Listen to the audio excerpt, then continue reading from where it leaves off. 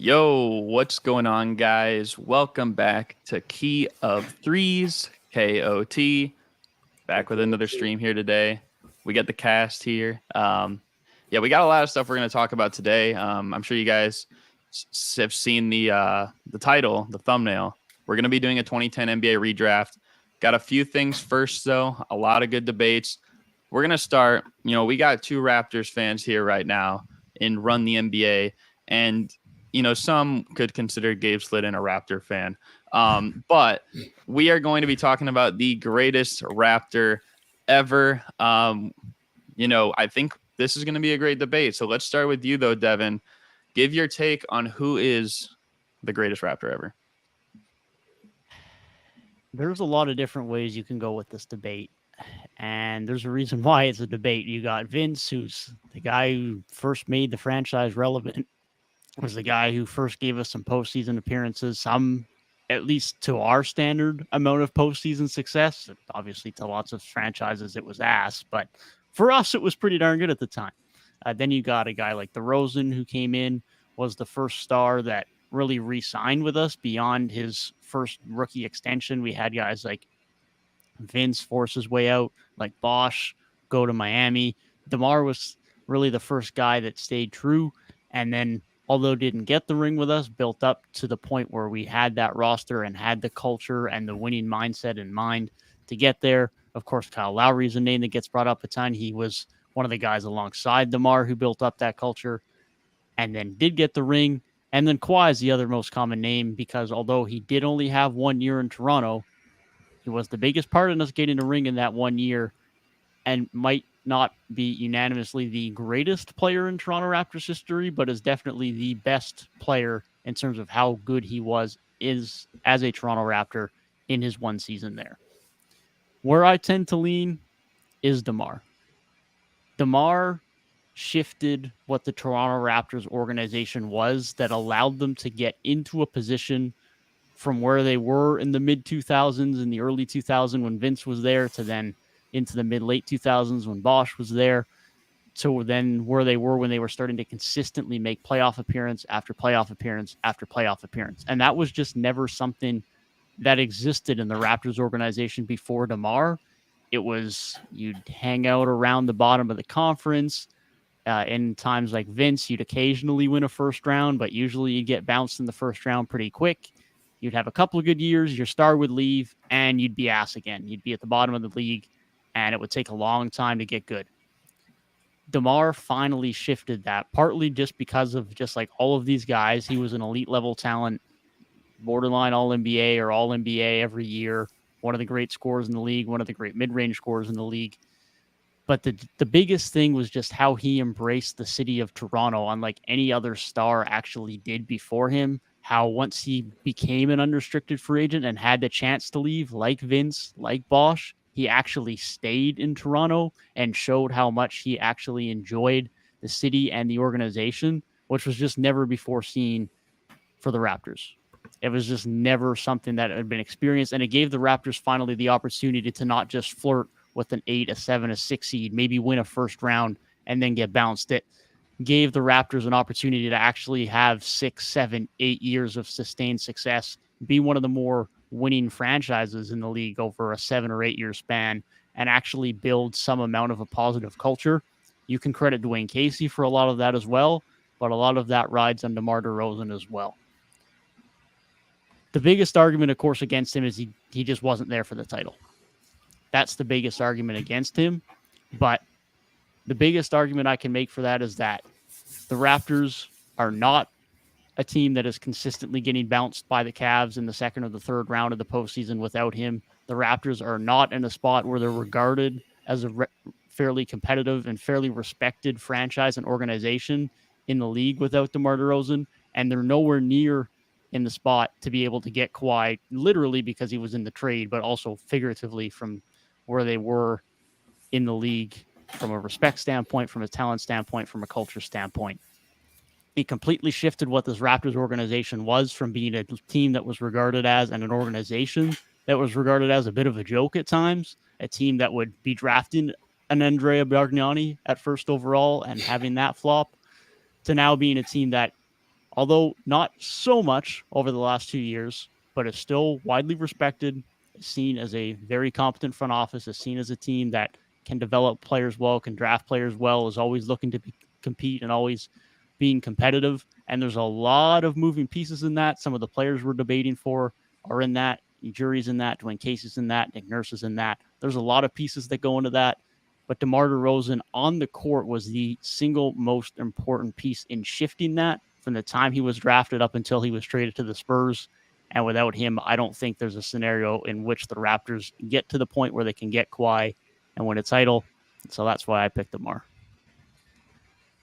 What a beautiful argument, man. And a lot of what you said there, I pretty much feel the exact same way, except my line of thinking is just very, very slightly different.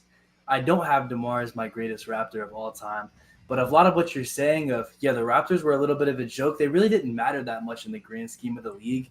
And then this 2010s era really made them progress and become to where they were one of the most respected franchises. And were able to eventually get over that hump, get Kawhi Leonard, and get it done. And for me, that's why I think the greatest Raptor of all time is Kyle Lowry. Kyle Lowry came into the league, and he really did not matter that much. He was just an okay player, a guy who was on the bench, maybe got some starting minutes. He came over to Toronto. He became an all-star player. And that's kind of what the Raptors did. Like, they went from a franchise who was just kind of there to a franchise that was consistently in the playoffs, in the second round, occasionally the third round. It's like he kind of turned this franchise around with DeMar as a duo and took them to new heights and places they had never been before. That, in addition to them getting the ring with Kyle Lowry still on the roster, I feel like he has that perfect mix of, like, he built the culture and he was there for a championship. Now, I want to go back and I want to compare something Devin said, which more so goes toward the Kawhi argument of Kawhi has the best peak in a Raptors jersey. He's the best player to ever wear a Raptors jersey. I kind of frame it similarly to the best Heat player debate, where Dwayne Wade is the greatest Heat of all time. However, LeBron James is the greatest player to ever put on a Heat jersey. And that's just – I feel like that's a pretty consensus argument. You took my point, bro. I'm so mad right now. That's what I'm saying. Yeah. Like, whether you guys agree or disagree, I feel like that's pretty – that's the most common argument I hear. And it's like, yeah, Kawhi did that. But when he's only there for 1 year, there's no longevity. He did not build this franchise for anything. He just played well, got us to the highest level. We won at the highest level, then he left. Kyle Lowry has that perfect mix of DeMar building the franchise and Kawhi Leonard winning at the highest level. That just kind of meshes it to where I think he has the undeniable case as the greatest Raptor of all time. I feel that. And I love everything you said because, I mean, I have Kyle Lowry, but I'm going to go with my reasonings as to why the others aren't first. And with Vince, for me, it was more of, and I'm not a Raptors fan, so I'm on the outside looking in. But with Vince, it was more of he's the foundation, laid the groundwork for what Toronto was, soon to be. One of the most skilled players ever that we've seen, even though he probably never really tried as hard as he could. One of those dudes, Vince Carter, he's really him. Moving on to DeRozan, like you said, he has that culture value, the fact that he pretty much built what Toronto is now. Like, everything about Toronto and everything we love about Toronto, DeMar was there from the beginning and essentially built it up, like you guys said. And then with Kawhi, Gabe hit the nail on the head. I'll go somewhere different with it. Like, and we may not even say KD's better than Steph, but instead of saying one's better than the other per se, I'll put it like this. KD came to the Warriors and they still won. But regardless of that finals MVP or not, it was always Stephen Curry's team.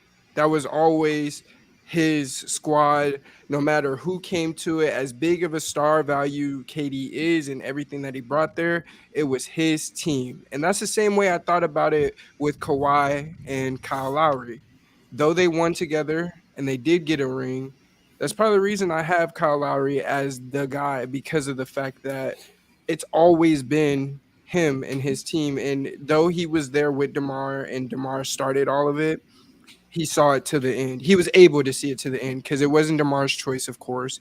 But regardless, Kyle Lowry was a very integral part to them winning the chip. Like when they won the chip, or the years prior to them winning a chip, I know DeMar DeRozan was there, but you're not telling me they make the playoffs those 6 seasons in a row without Kyle Lowry.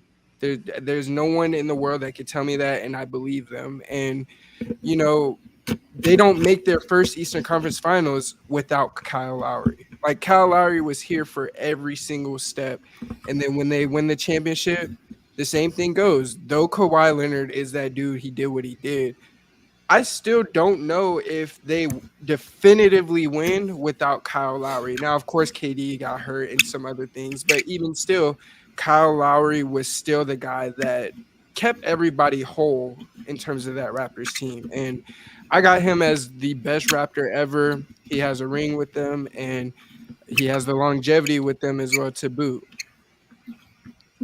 All right, so I respect all of your opinions. Steph and Gabe went the Kyle Lowry route.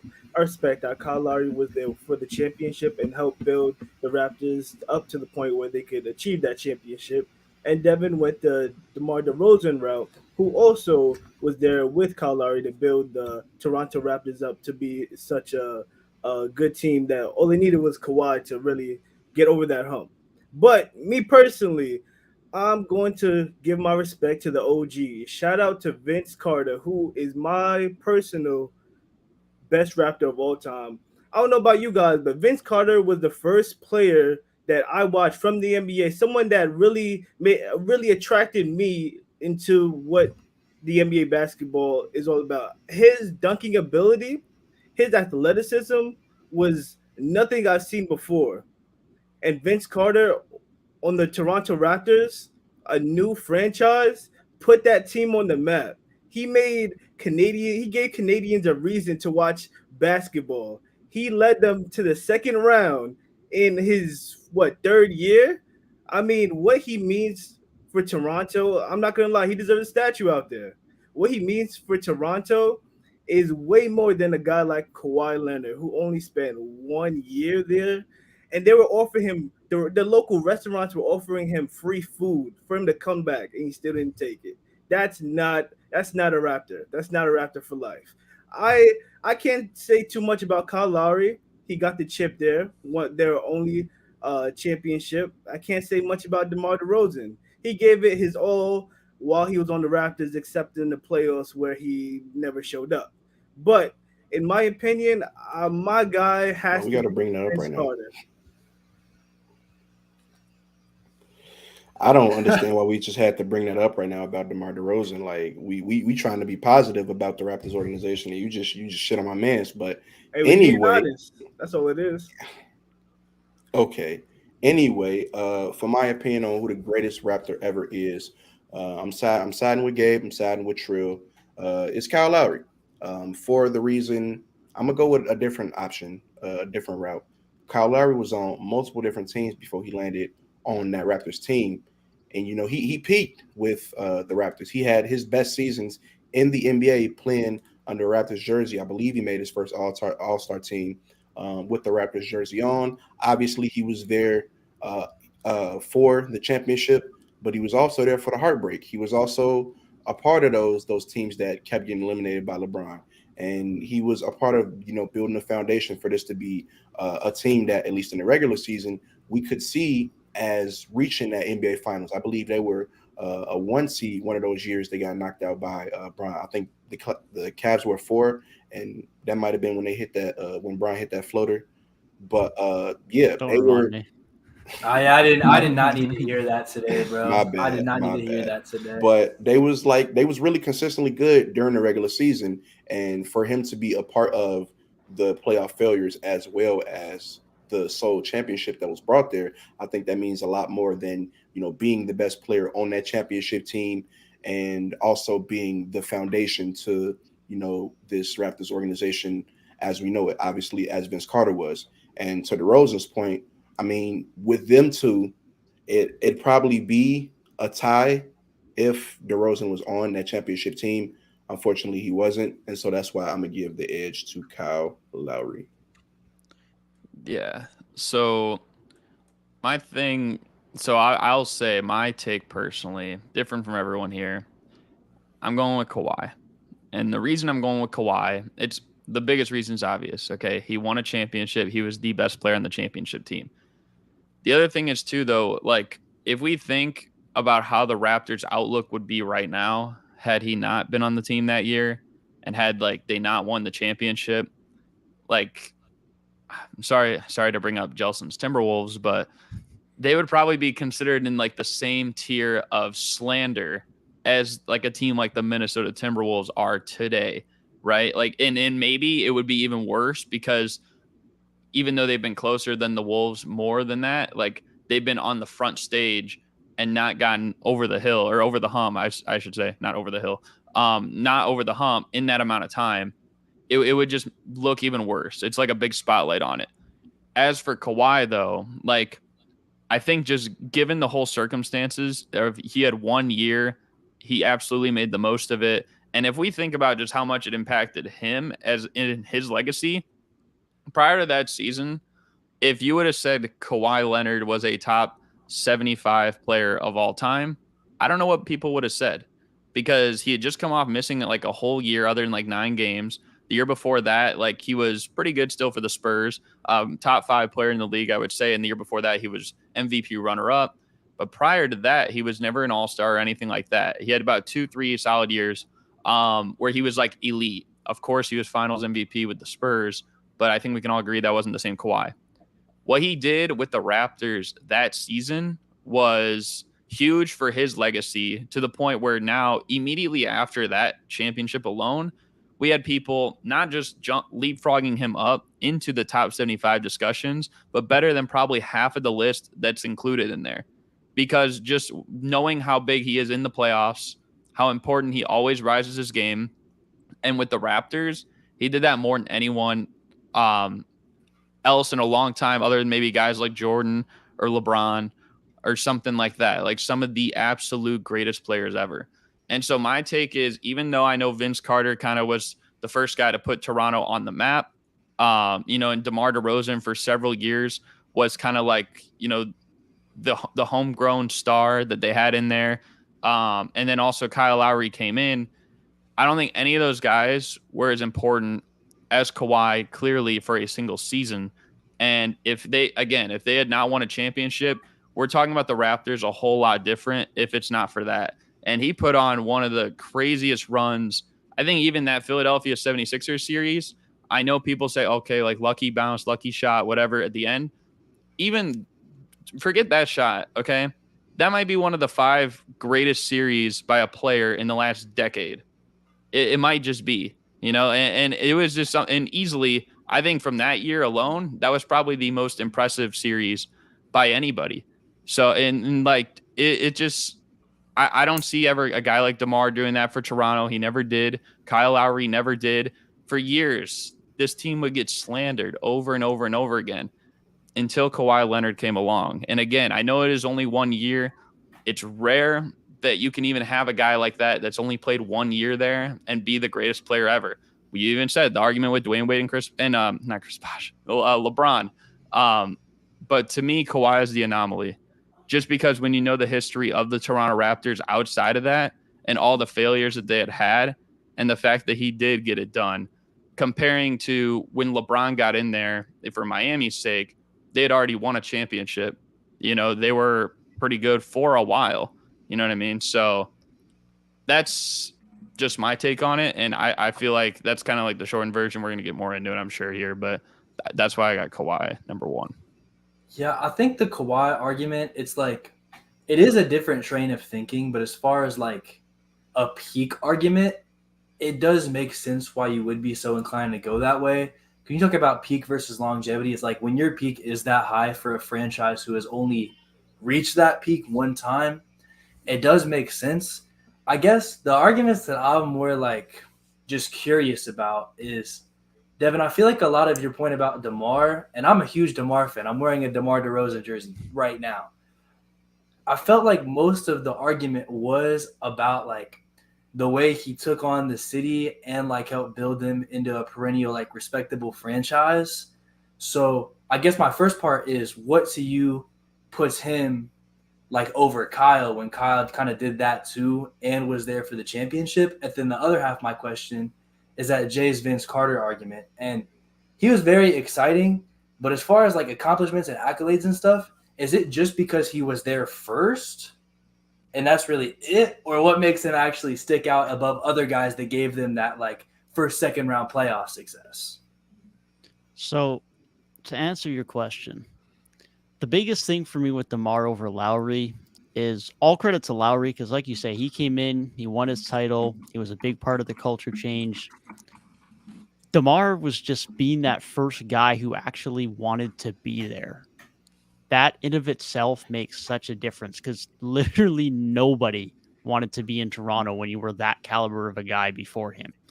If he walks right when Lowry comes in and gets traded into Toronto, it's wraps. And then Lowry's probably gone too because Lowry fucking hated Toronto the first year and a half he was there. He wanted out. He came there and he was like, fuck this. I'm coming here for the year and I'm out. And I don't hold that against him, but that was his mindset when he came in.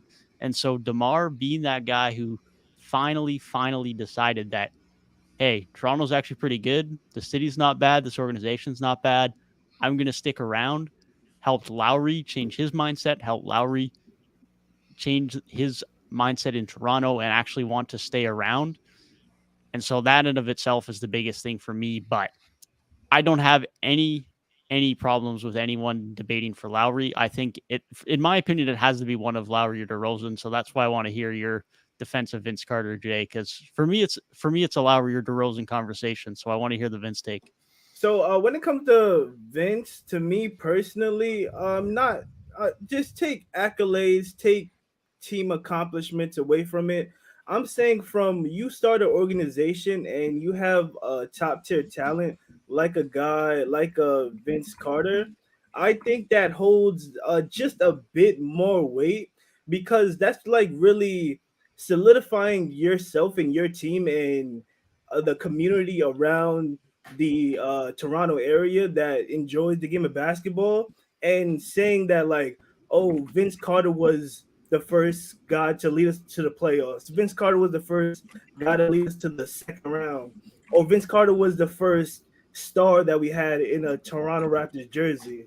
I think that holds just a bit more weight when it comes to the best Raptor of all time, just because I feel like a guy like Vince Carter, he just really solidified what it means to be a Toronto Raptor, in my opinion. I think really highly of a guy like Vince Carter. Even post Vince Carter's career, he had a good time with the Nets, and he had a pretty decent career going after that. He really transitioned to being more of a vet mentor type, but I think Vince Carter definitely deserves some best Raptor of all time consideration. Hey man, so I just wanted to hop in. Well, did you have a rebuttal, Gabe? Nah, I thought it was a pretty like I get it. You can go. For sure. So I just wanted to ask you, Garrett, and Mhm. I know hindsight's 2020, and you know me, I'm not a what if. Well, no, it would still be a what if because he left. So when you said you were mentioning Kawhi, and you said as soon as he got there, it changed. But if we recall what Toronto had to run into prior to that, it was LeBronto. So I know when he left, he wasn't that same 2018, 17, 16, 15 Bron. But what do you say to a person that does say, well, the change wasn't necessarily Kawhi, it was LeBron leaving? Because again, that's still kind of a what if, but there's no telling how he plays if he stays, at least in the East. I won't say Cleveland, but the East. So I'm just wondering what you say to those people because I know somebody's thinking it. Well, okay, so I'm historically labeled a LeBron hater, but I just think like I honestly do think though that year in the East, like a lot of teams just got better. That I don't even think if they had ran into LeBron, like I don't know if they would have given him a better challenge than Philly did. I don't know if they would have given him a better challenge than the Bucks did. Now, definitely the Orlando Magic. I mean, come on, but like teams like the Bucks and the Sixers. Maybe even Boston, but I wouldn't even really throw them in just because they were kind of like a mess like that year. But like those three teams in particular, those two with Toronto, I just don't know if like a LeBron-led team with the way Cleveland was currently constructed, especially because you got to factor in what actually did happen that year, and like Kevin Love missed most of that season with injury too, and like they went most of the year without basically a lot. Like they were missing a lot of guys. They kept Sexton. They like that was kind of like a let him develop type of year. So I just don't know how Cleveland would have fared that year. I don't think it didn't really matter. It didn't even matter if LeBron was still in the East. I just don't think that they would have been able to get over the hump. And we kind of talked about this too. I think last stream a little bit when we talked about like the 2019 Bucks and the 2018 Cavs. Yeah. And like that's kind of where I say like I still think the 2019 Bucks, because you got to remember they jumped from like 7-1. They were the best team in the East. They were like I think one of the best defenses in the East as well at that point. So I just feel like even if like LeBron had I don't know.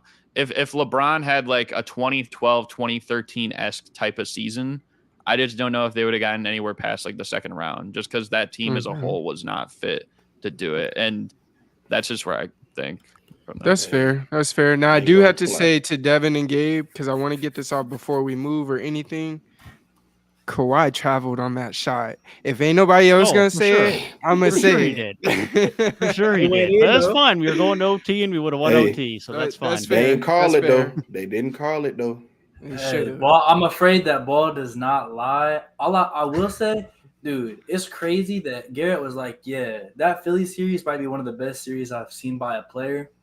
Bro, I feel like he played even better in the Bucks series. That run was special.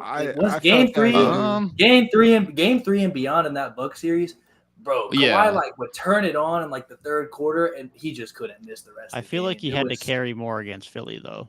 I think that's the biggest thing is I think there was a few other guys who showed up for us more against the Bucks, so it didn't feel like he had to carry as much because like especially Freddie, like Freddie just didn't exist the first two rounds. At all, until he had a kid. He had to have his baby. Until he had a kid, exactly. So I think that helped too, because like crazy.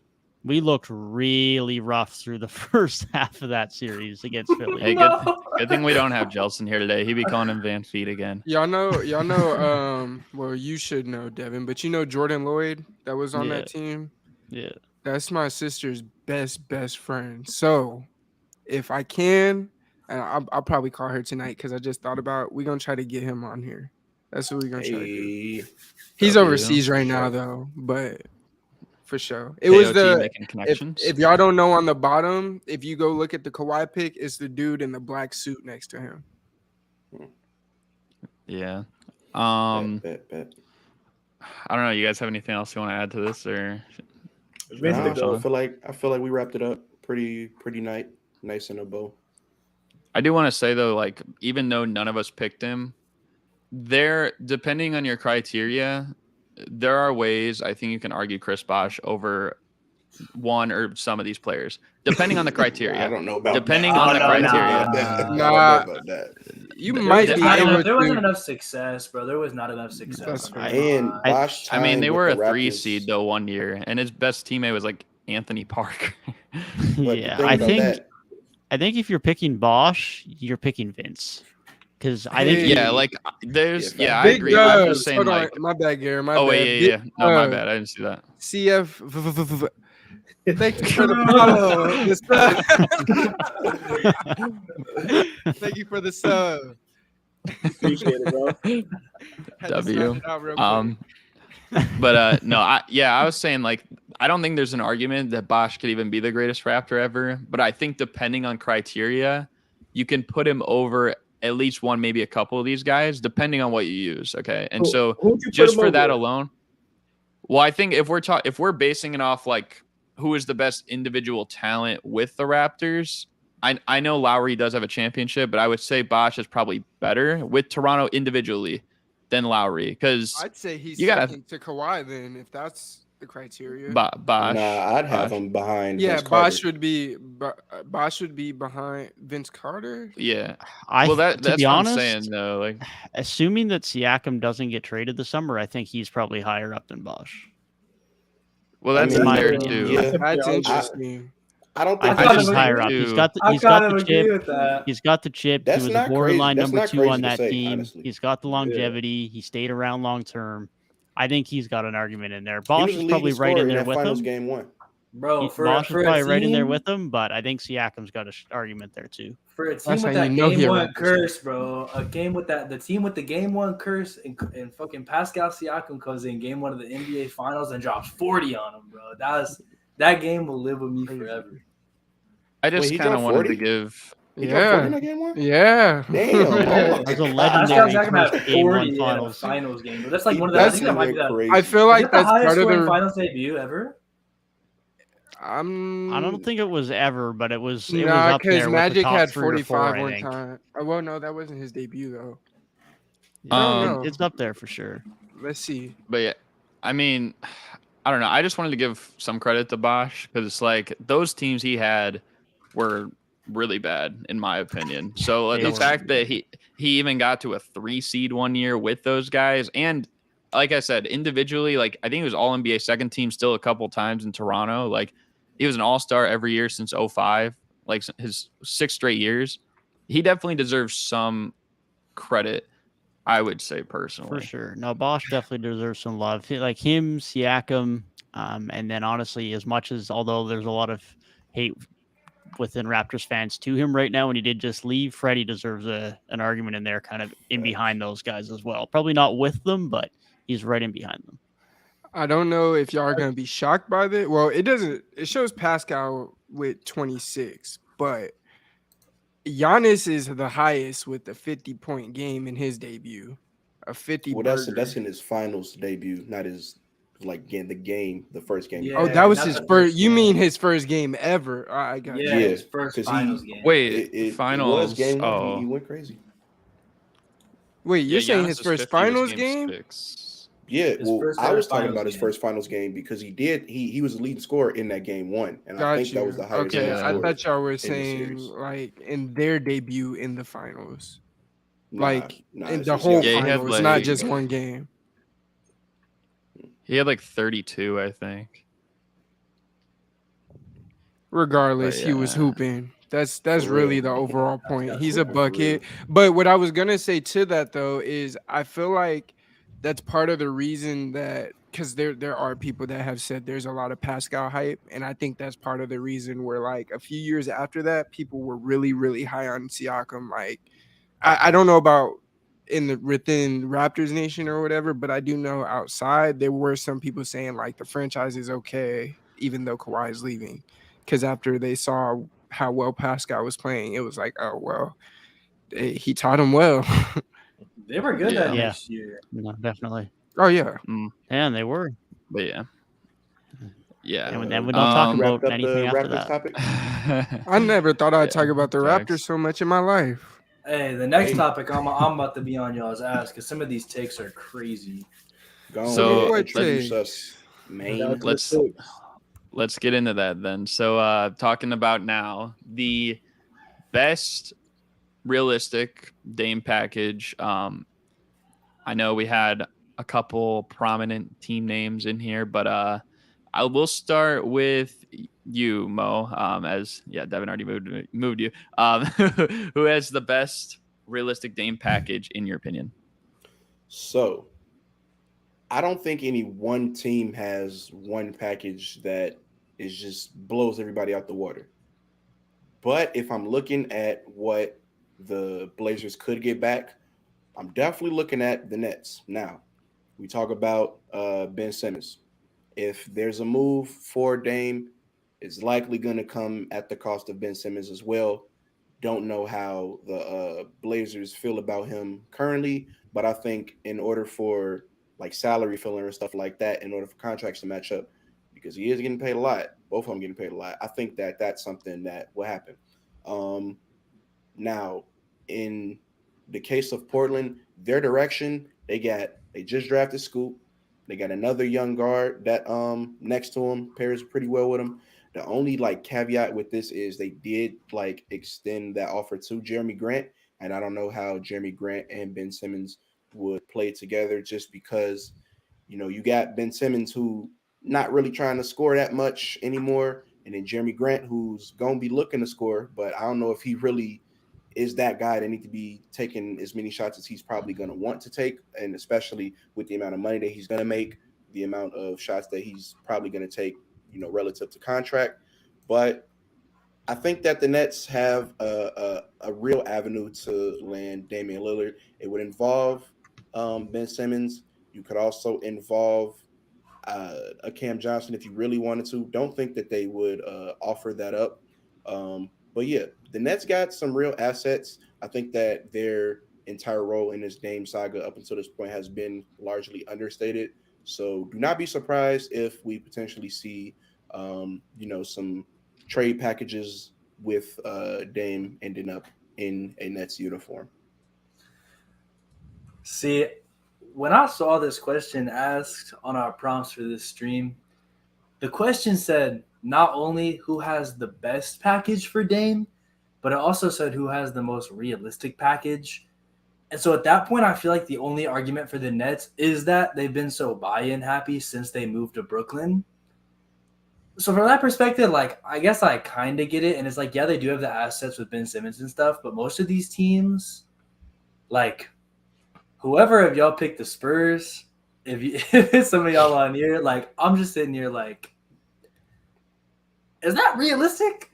Because it's like, yeah, they might have like they might have assets, but like, why would the team who just got the number 1 pick and is in the middle of a rebuild and a youth movement about to trade for Damian Lillard? For me, I have Philadelphia, and I feel like in most cases it's gonna have to be a 3-teamer because Portland isn't gonna want to get Portland's not gonna be in a situation where they want to get James Harden back, right? But some team might want to take on James Harden, and then that team might have some assets to give to Portland. I think there's a world where like James Harden is an asset and he makes a lot of money. So with that opt-in that he took this year, it's like I think that makes it possible. And I think it compares to like realistic like teams who would want him and have some way that they could possibly make it work. Miami, Tyler Hero is not a good package, especially compared to James Harden. I feel like even though James Harden is older, James Harden just has more value. So I got Philly personally, not that I think it can be a direct trade, but when you have to balance out realistic and possible, it's like other teams where it's realistic for Damian Lillard to go, I think Philly has the best way to get a 3-teamer done. I'm rocking with that. And I'm going to be honest, like, I don't really think there's any realistic trade for Dame. Like, at this point, teams know where he wants to be. We know where he wants to be. And a lot of teams aren't trying to take that chance in trading him for their assets just for him to be gone a few years later. But with that said, I think the Nets might have one of the better shots at it.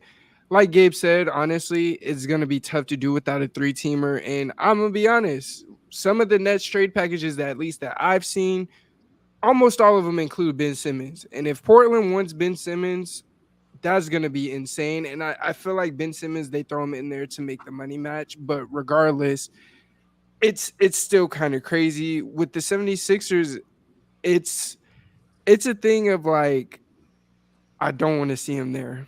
That's really what it is. Like, I'm big on speaking things into existence. And I don't want to name out a trade package that I think is best and or realistic for them because it'll mess around and end up happening. And Dame in a 76ers jersey will be the worst thing for me since the Eagles won the Super Bowl and I'm a Cowboys fan. So that's saying a lot. But we all know he's going to the Heatles. Is going to take a 3-team deal. I don't know where Tyler Hero is going because it's not Portland because they absolutely do not want him. And they've said that they've made it clear they do not want him. So at this point, it really just, I know this isn't the question, but it comes down to what Portland's going to take because they're really not going to get best deal or a guy of similar stardom as the things that they've said that they want. You're not getting that, bro. It's not happening. So the ship has sailed past getting an equal star for Damian Lillard. You had your opportunity 3 years ago. And exactly. You waited. And that's why you're where you're at now. Like Garrett said it in a few streams ago. He listed all the guys that they traded, released let go, whatever the case is. And they were all guys that are on teams that are either they are contenders now or have been contenders and played for very good teams, playing very good basketball. So ultimately, I personally would like to see him go to the Nets. I think they have the talent to trade him. Probably 3 picks, Dayron, Cam Thomas, and like I said, they've thrown in Ben Simmons. I've seen that one somewhere, but it would be dope to me if he's in Brooklyn. I think New York would be jumping, and overall, I think he might like New York. So we'll see what happens with Dame, but I think the Nets they have a good package if they decide to come up off of some players. All right, so I'm not gonna lie. I would also like Damian Lillard in New York, but that's not the team I really think that could offer the best package for him. So out of the list, we got the Magic, the Nets, the Spurs, Clippers, 76ers, and the Heat. I'm rocking with the Heat. I'm not gonna lie. Tyler Hero shot 37% from 3 on 8 attempts this year. Tyler Hero shot 39% from 3 on 6.7 attempts last year. We know the type of player he is. He's a dynamic shot creator. He can shoot that thing. And in a trade that's involving Damian Lillard, I'm gonna have to package Duncan Robinson in there. We saw the impactful player he can be in the playoffs. Everybody always gets him slack about his defense. He held his own in that Miami defense. He held his own. And he's not only a 3-point shooter, he can roll to the rim as well. He showed in the playoffs he can do that against really tough defense. And also in that package, you also have to throw in a couple picks as well. And now when it comes to the Magic, I'm not taking one of your guards, one of your young, unproven guards that I don't see much promise in. Now when it comes to the Clippers, I'm basically getting off salary. You don't have any young assets that I would like to bring in on my young Portland team. Now the 76ers may be a team I want to call. Tyrese Maxey really intrigues me, but Daryl Morey said, don't touch Tyrese. We're not trading him no matter what. Now, when it comes to the Nets have really good pieces as well, but I don't know if I really want to get off of Mikal Bridges or Cam Johnson, because those are two players that I know Portland is going to want in any Damian Lillard trade. So with that being said, I'm not going to lie. The most realistic one is the Heat. It's the Heat. I'm not going to cap. You're not wrong. And herein lies the problem with discussing any potential good package and realistic destination for Dame. Is it seems like the only realistic destination is Miami, but their package is ass. And that's the problem. And that's why it's so confusing and why I've probably switched back and forth between about 3 teams since we decided we were going to debate this. I'm going with Orlando. Orlando's my pick right now. And I think they're probably a year early from the ideal timeline, at least to be buying into a star. But they fit the best combination of realistic and best package for me right now. I know you're not high on them, Jay, but Anthony Black probably has some value somewhere. Wendell Carter might have some value somewhere. Jonathan Isaac comes in as some salary filler. The salary part is probably what makes it the toughest, and that what would probably be the hardest thing to get this deal across the door because Orlando are not paying dudes. But they're in a situation where if they could package Black, Wendell, Jonathan Isaac, like they have pieces that could push the needle to get Dame into their team. They have a ton of picks still. That's not a problem. A Dame, Franz Wagner, Paolo Banchero trio, even if it's only for a few years, would be absolutely wild. How you then fit the surrounding pieces around them, especially if you're moving off a guy like Wendell when they don't really have another center on the roster, that would be the biggest thing they'd have to figure out. But outside of Miami, I just don't see where he goes right now. So it's such a struggle to pick a team that has a competitive package where you can actually see Dame going. I think Orlando is one of those teams that could be a sleeper team to get into it. But at this point, the team that's probably most likely to be involved in a Dame trade is the Spurs because they're the only team that's actually going to take on money. But at this point, if he doesn't go to Miami, it could be Brooklyn, could be Philly, could be Orlando, could be anyone's guess at this point because it's tough. There's no obvious destination for him. All right, I You got want to go? something You I want to go want y'all first? opinion on. I got something I want y'all opinion on first. We keep talking about, this might end up being a 3-team trade. Okay, just off the top, let me cook something up. Sixers have a James Harden who wants out. Dame, obviously, he just requested a trade. So we somehow get Miami involved in this. James Harden to Miami, Dame to the Sixers, and then whatever Miami gives up. That would probably be the framework for something that I think could happen. It obviously doesn't end up with Damian Lillard on the Miami Heat as he requested, but I think he'd be happy on the Sixers with next to Joel Embiid. I could be wrong. Now, how? Let me ask this, and just let me know what you think. Do you genuinely think James Harden will A, fit that culture, and B, as I've seen in like older videos about he and their culture and stuff, they have to run like 10 miles or something crazy. Like they have to they're required to do like this endurance test type of thing. You think James Harden doing that? So I ain't gonna lie. I didn't know they had to do all that.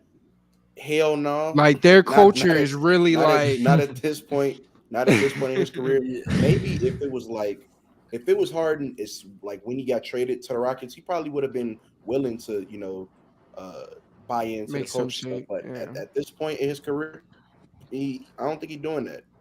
So Yeah, Go even whether ahead, that's Derek, because I simpler. know Even you. Oh. but I just Yeah. yeah. Let me respond to that 3-teamer as well, real quick. I feel like the simplest way that doesn't happen is just because if Miami is getting involved here, they're getting Damian they're Lillard. getting Dame. If Dame requests to go to Miami and Miami's involved in this trade, there's no way they aren't getting him. Yeah, we accept Harden. Come on. They would be Yeah. pissed. I think though, like when we're thinking about this, I kind of actually agree with what you said, Devin. And contrary to what you were saying, Gabe, I kind of like the package that the Spurs can give them. I do, because I'm thinking about, and I bet a lot of people probably aren't paying attention to what even happened today. 3-team trade, sign and trade. Grant Williams goes to Dallas. Mhm. The Spurs got Reggie Bullock. Okay, if you're thinking about it, that's another guy making about $10 million a year, third most on their salary books next year, but he's on their salary books for next year. If you wanted, you got a few guys that are each making more than $10 million a year in him, Doug McDermott, Devontae Graham, if you wanted to throw in the trade. Now let's talk about the young assets that they might be interested in. I'm not saying all these guys would get traded because that would, trust me, that would kind of be like crazy to give up on everybody. But between the guys of like Jeremy Sohan, Devin Vassell, Keldon Johnson, Malachi Branham, Charles Bassey, Blake Wesley, all those guys are on guaranteed deals next year too. All of them are 23 years old or younger.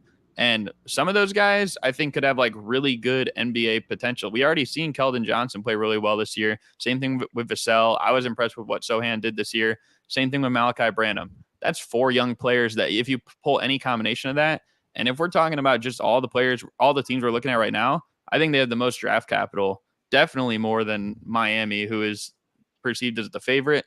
And we've heard rumblings that even though Dame prefers to go to the Heat, he has a lot of respect for the Spurs organization. So keep that in mind. And that's kind of like where I'm going with this, is that personally for me, I don't think Damian Lillard's going to get traded somewhere and be like unprofessional in a way. Like, I don't think he's just going to get traded somewhere and be like, oh, this isn't the Heat, I'm just going to sit out, I'm going to like have my own way or something. That doesn't seem like him. If he gets, no matter where he gets traded, he's going to play, even if it's like the freaking I don't even the Pistons or something like that. You know what I mean? He's probably going to lace up, especially a team like San Antonio. You get a chance to play with Wemby, and of those 6 young guys, I can assure you at least 2 of them will still be on the team, maybe 3 of them. And if you can find a way to not have to include one of Vassell or Keldon Johnson, because definitely one of them would have to go out. But if you can do that, and you still have Wemby, and you still have Dame, and you have a lot of draft picks to put in the deal if necessary, and it's realistic in my opinion because of the respect he has for the Spurs organization. So that's personally why I think they have the best package. But I also want to touch on something real quick too that you said earlier, Jay. And you were talking about the Sixers and I guess like how you weren't so sure about their package in a way. For me personally, I feel like the Sixers are still a very good option to even trade for Dame. It might have to be a 3-team trade too. And the other reason why I gave the Spurs the edge is because, let's face it, it's easier to have 2-way communication than 3-way communication. That's just simply how it is. But also, like, when we're talking about the Sixers, you said if they kind of are holding out with, they don't want to trade Tyrese Maxey, or that's how Daryl Morey sees it. If that was the case, they would have extended him, because then he would have been ineligible to be traded for the whole year. The fact that he didn't get extended means that he's eligible to be traded throughout this year prior to the trade deadline. So if they wanted to make a move today or in a month or 2 months, they could, involving Tyrese Maxey, which if you're sending Damian Lillard to Philadelphia, that's basically 99.9% sure that I'm 99.9% sure that's what it would take to get that deal done. I'd be surprised any other way. But also, like, they're leaving that door open for that possibility as well, I think. So if they wanted to do that, they could. And I just kind of wanted to bring that up, that, like, yeah, I mean, I don't know. I think it's possible you could go there too. I just feel like the Spurs, in terms of top package and how realistic it still could be because of Dame's interest, maybe not quite as high as Miami, but it's still pretty interesting of a spot for him.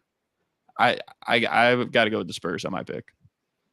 I definitely like the Spurs pick. I like them to be involved in this deal one way or another, and I think them getting Dame in the end is definitely possible. The quick note I want to make on Maxey, just in the 76ers defense and to play devil's advocate, the other reason they potentially did so is they're going to have like 60 mil in cap space next year, and not extending Maxey means they get an extra 17 mil of that. So that is another possible reason, but it's definitely possible that he does get moved as well.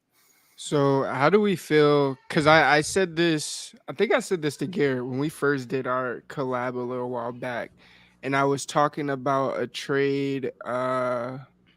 Well, it was Marcus Smart. It was a Marcus Smart trade to get him out of Boston because they needed a playmaker. And originally I said Tyrese Halliburton for Jaylen Brown, and then you ship Marcus Smart, whatever you do with him. But what do you think about a signing trade where you sign Jaylen Brown and then you trade him for Dame? Now you pair Dame with Jason Tatum, Kristaps Porzingis, those group of guys they got there. And I understand what Jaylen Brown has done. I understand how good he is, how great he is. However, I think we all know the Celtics team, their problem is redundancy when it comes to their skill, when it comes to their team. And, every time they hit that wall, a large point can be made that the redundancy in their talent makes it easier to stop them when it comes to them not hitting their shots.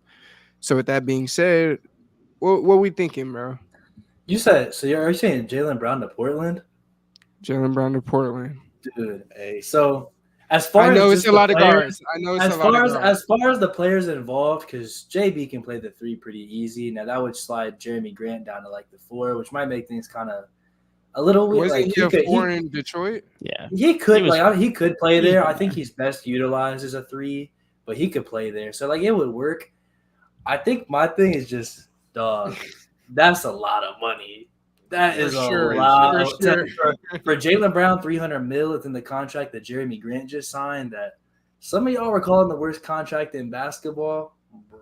It is a very. I don't know exactly when those contracts would be over, but if that does end up getting in the way of like a Shaedon extension in the future, assuming he pans out, a Simons extension, especially now school extension, like, oh, dude, that'd be dirty. That'll hurt, bro. Again. But then here's the thing, though. Say that does happen.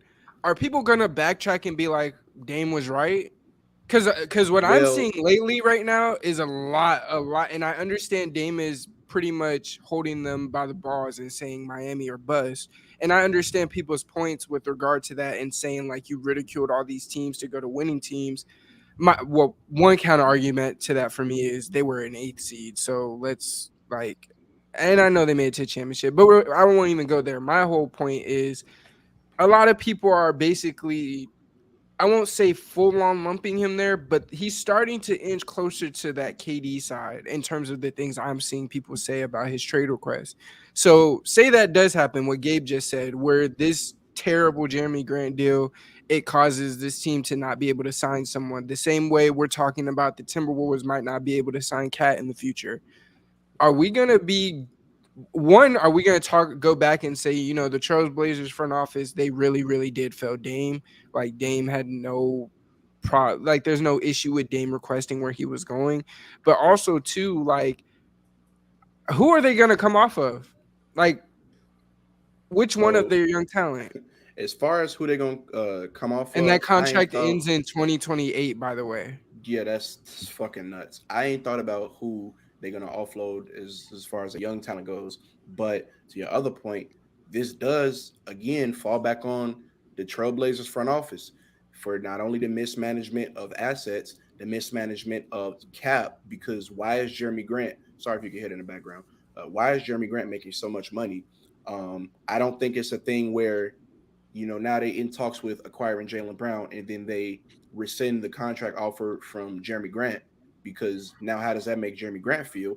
He probably doesn't even want to resign if you take that money away that you just said that you was going to sign away to him. And then on top of that, the Trailblazers still have the problem in Yusuf Nurkic, who they been had to get off their roster and is still on there, and he's still eating up cap. I don't know what his contract details are like right at this moment, but he's been under contract for some time, and he's still been 3 more years, I believe. Say that again. Still 3 more years, I believe. He just signed a new 4-year, $70 million last year.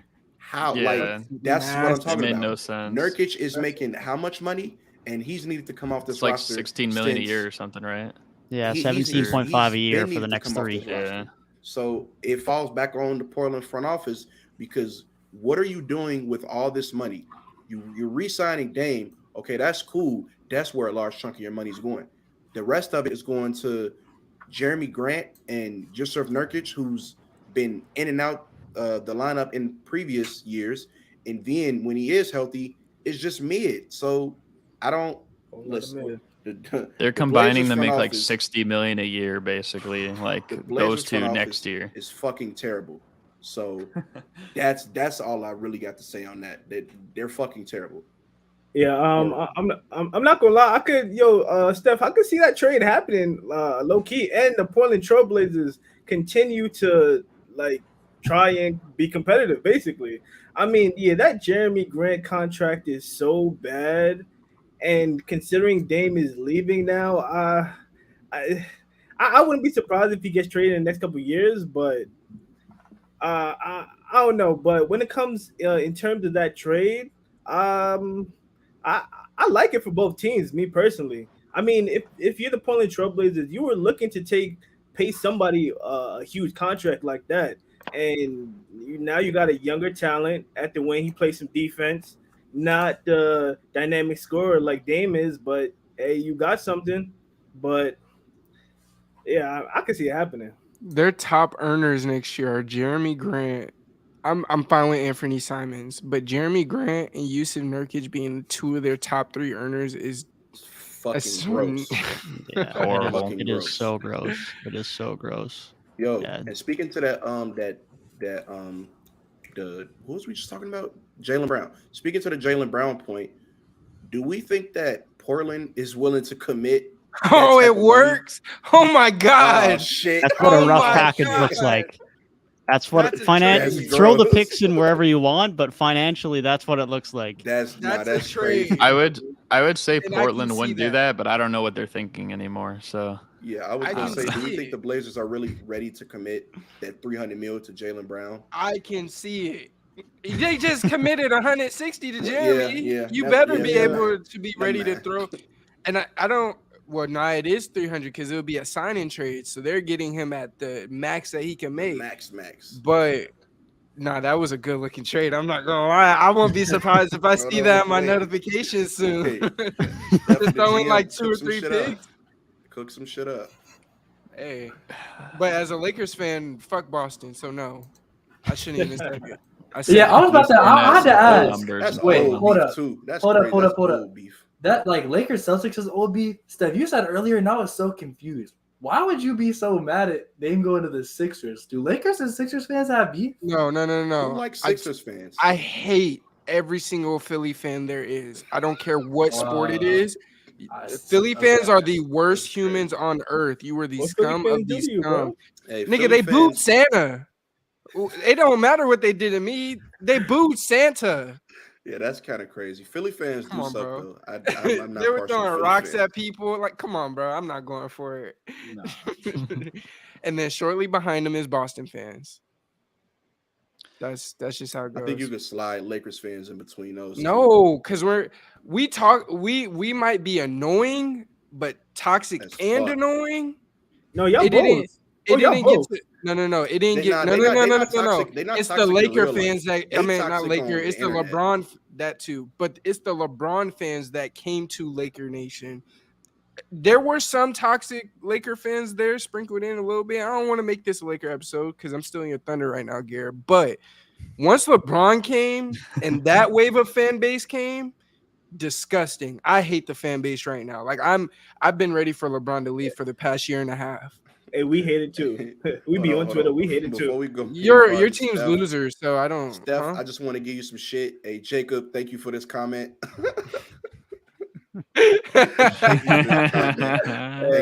Jacob was cooking with that one. Oh, yeah. I so appreciate it. Yeah, he did. Bro's a cook. Vikings fan. What are we doing? He's a Bengals fan, bro. He is. Yes. That's even gross. No, it's not. I fuck with the It's Bengals. not. It's Okay, not. it's not. I know. I tried, bro. I dislike both of y'all. I was trying, fam. I was gonna Hey. like stand 10 toes on it, but then I was like, nah, because I fuck with that black and orange. And then I thought about it, and I was like, nah, Joe Shiesty, a cool ass dude. I can't. Yeah. Motherfuckers politicking. Is yeah, it? that's Is it? Is crazy. it 20? So Is it crazy. 2010 time? This man mad because Is it- we talking about his rival. Is it 2010 So- time right now? It's not a rivalry when you lose. Yeah, let's move heard on that. here And to I'm gonna move. I'm gonna be that. the bigger person. I mean, I'm gonna move on. I've already kind of given my point on the Jeremy Grant contract, and just how that is already so bad in itself. But yeah, we can move on though. We could talk about the 2010 NBA redraft. This is probably why most of the guys watching are watching. But yeah, so I think the way we want to do it is we're all gonna give our picks like in order. Like we're all gonna go around and do one. We can talk about it if we want. Then I'll do two. We're going to do the lottery, and then eventually we're gonna come to the conclusion. You guys will have to stay updated. We're gonna find who our like group consensus vote is based on the average between our votes here today. So, just to mix it around, we'll put. Let me get the we'll third put- overall we'll- pick. Yeah. Well, so we're all. I think we're all gonna No, give our no, I first pick, know. and we're all gonna do. I a know. second, I yeah. was just. All I'm just. All right, so hold on. Third, first overall I'm pick. gonna be writing. I'm gonna be writing them down. Who's going first? Wait. I'll go Writing down first. all I the guess on picks. this Who's one. going first? I guess I could go first. Well, we're all gonna do first, and then we're all gonna do second. Then we're all gonna do third. But we're Okay, gonna that's how we're discuss doing it.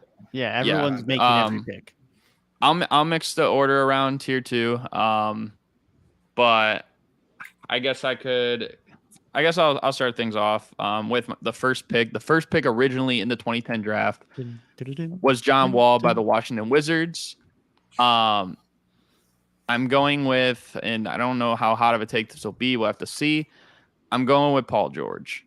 I just think that Paul George's career, he's lasted as long as he has still, and he's still an all-star caliber player, one of the best two-way players in the league, near MVP vote in 2019.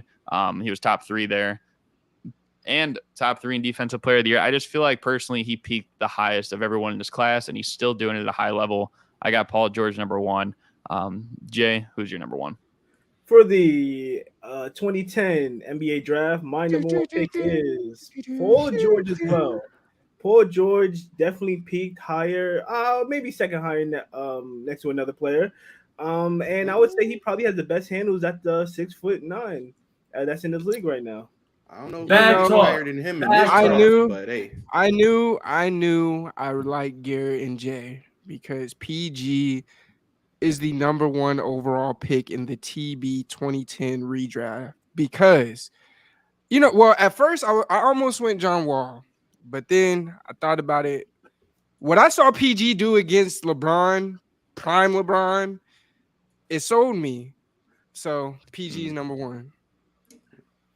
I'm gonna stick with the theme. I think we're gonna have a unanimous number 1 pick. Paul George is my number 1 pick because he's clearly the best player out of this draft. I don't think that's a question. What else was I gonna say? Oh, and he's doing everything he's doing still at a high level. Keep in mind, he broke his fucking leg, rehabbed that, came back better. Snapped it. I remember seeing that video for It was that so shit crazy. was It had D Rose shook. Let me just say That that. shit Like, was crazy. bruh. Go Y'all, ahead, y'all seen Gabe. it, right? Y'all seen it? The injury. I This seen it, yeah. draft class But I stinks, saw the Kevin Ware bro. one too, so that's why I was like, Yeah, that, Kevin he Ware go was ahead, clean. Gabe. My bad. We can My move bad, on from Gabe. that My one. bad, Gabe. Bro, this draft class stinks, bro. I'm just like, This draft is ass. I really wanted to try everything in my power to not take Paul George first, just because he plays for the Flippers. But unfortunately, in Indiana and OKC, don't sleep on Paul George in OKC. Paul George was that guy. That was the best version of him, in my opinion. You're right. I knew somebody was gonna say that. I knew He was somebody he was in that January dark horse MVP discussion for like a month. All right, hear me out. But yeah, that we don't need to spend much time here. Yeah, you guys have said what's need to be said. There's multiple elite two-way talents in this draft class, but Paul George is the best of them, and he's number 1 overall for that reason. I don't know about multiple. Let's also not forget he led, even though Steph hates the Clippers, he led the Clippers to their first ever Western Conference Finals appearance. Hey, Got to give him some credit there. Bro, Kawhi carried, bro, and Terrence Mann closed out that series. I mean, bro, Paul George is still pretty good though. He was. But let's move on to number 2. I won't start this one, but we'll mix it up. I'll throw Gabe here. I'll mix you guys around a little bit. Gabe can go first. We'll loop back around. I'll go last. Who is the second pick in the redraft? I kind of have a feeling. It's John Wall. John Wall, the original number 1 overall pick. I think his peak was. You could argue for another guy having a higher peak than him here because I think there's another guy that peaked at the best player at his position in the league. But Paul George, to me, at his peak, was the 3rd best point guard in the league during the prime of the point guard position. He brought that Wizards team a lot of success and was only a game away from the conference finals, which is a lot more success than almost anybody else in this draft class has led their franchise to. He was a great player for the first, probably we'll say 8 years, and then injuries really started to get to him. But it's kind of the theme with a lot of guys in this draft and got injured and fell off a little bit. I don't think John Wall falls very much in this redraft. Y'all not gonna like me. Y'all not gonna like me. Don't do it. For the number 2 pick in the TB redraft, I'm going Boogie. I'm going Boogie Cousins. Likes that. And I'm going Boogie because the way I thought about it was I liked that Philadelphia team coming out of 2010 because I don't know if Iggy stayed the next year, but I'm pretty sure Drew Holiday was on that team the next year. You did have Iggy on that team. You had Drew Holiday and Iggy on that team. Then you had Lou Williams, and obviously Evan Turner was who they drafted. But if you draft Boogie, and put a big on that team, hey, that's different. That's how I thought about it because I thought about who was drafting at number 2. I'm going Boogie, man. It's a good pick. It's Great not pick, my even. pick. That's where I go with John Wall. Let's go! Now, Hey. I won't proclaim my bias in saying I'm always a defense first guy, and especially at the center position, a guy who is not a great defender does not ever get as much love from me. But that being said, like you touched on, Gabe, John Wall at his peak, top 3, top 4 at his position. gave that Wizards team a lot more successful playoff runs than they probably ever should have outside of what was on the rest of that roster. I mean, Bradley Beal was there, but outside of that, he got Marcin Gortat a bag. And that was John Wall's doing. That was how good John Wall was from a playmaking standpoint, not to mention how good he was defensively before his injuries. Obviously, the shooting was never there the way you liked it, especially from the perimeter, but great defender, great playmaker, great two-way player. Not quite at the Paul George level, and unfortunate that injuries cut his prime as short as it did, but no doubt in his prime, he was an elite level talent. And like you said, Gabe, I don't think he falls very far here. Shout out to John Wall, but that's not my guy. I got Boogie Cousins. I got Yes, sir. as my Wow. second pick in the 2020 NBA You draft. know, I'm not ball. gonna lie. Boogie. It's unfortunate. It's unfortunate that Boogie waited so many years in Sacramento. I mean, his talent at the center position was damn near unmatched, bro. I really wish we could have got to see him at his full potential, especially when he went down with New Orleans and linked up with AD. Bro, that team was going to be a menace, and if they ever linked up with the Golden State Warriors in the playoffs, it would have got spooky. Things would have got spooky. But Rondo carried. Rondo carried that scene. All right, buddy. Anyway, your turn, Mo.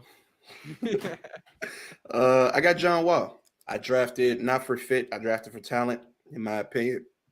I think that John Wall, as a talent, was overall a better talent than DeMarcus Cousins. And yeah, I don't have him falling too far. He was the number one pick for a reason. He's gonna go number 2 in Mo's redraft. Okay. I'll concede. John Wall So gets pick number 3. I thought we were just gonna go through it. My bad. No, you're good. So we have 2 people that have picked DeMarcus for number 2, DeMarcus Cousins. We have 3 that picked John Wall.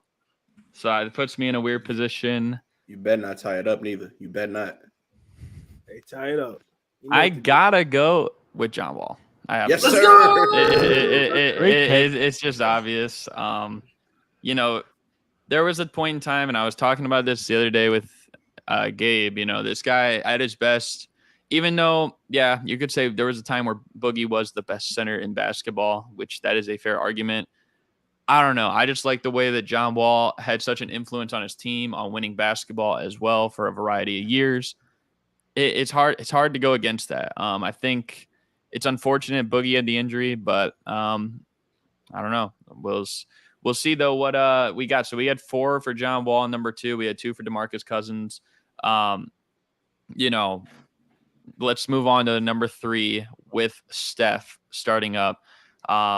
It sounded like you were gonna say it, but your number 3 is. I got a little bit too excited, but it's finally John Wall. Hey, there's no. If I had him lower than 3, y'all might have had to kick me off the group. Nah, for real, because this draft fucking sucks. Because past 3, there's no way I could come up with an argument for him to not go over a guy like Eric Bledsoe or something. Like, there's no way. Like, so I got J Wall at number 3, and that's the lowest he drops, if at all. Yeah, you can't go wrong with that. Like, Boogie's my pick here. And like you say, I think similarly for John Wall, it's tough to pick anyone outside of this top 3 in the top 3 of a redraft here. It seems like a pretty clear top 3, and I'll let you guys see if you shake up the board. But I'd imagine, unless Jay's got a hot take and he's letting Wall drop to 4.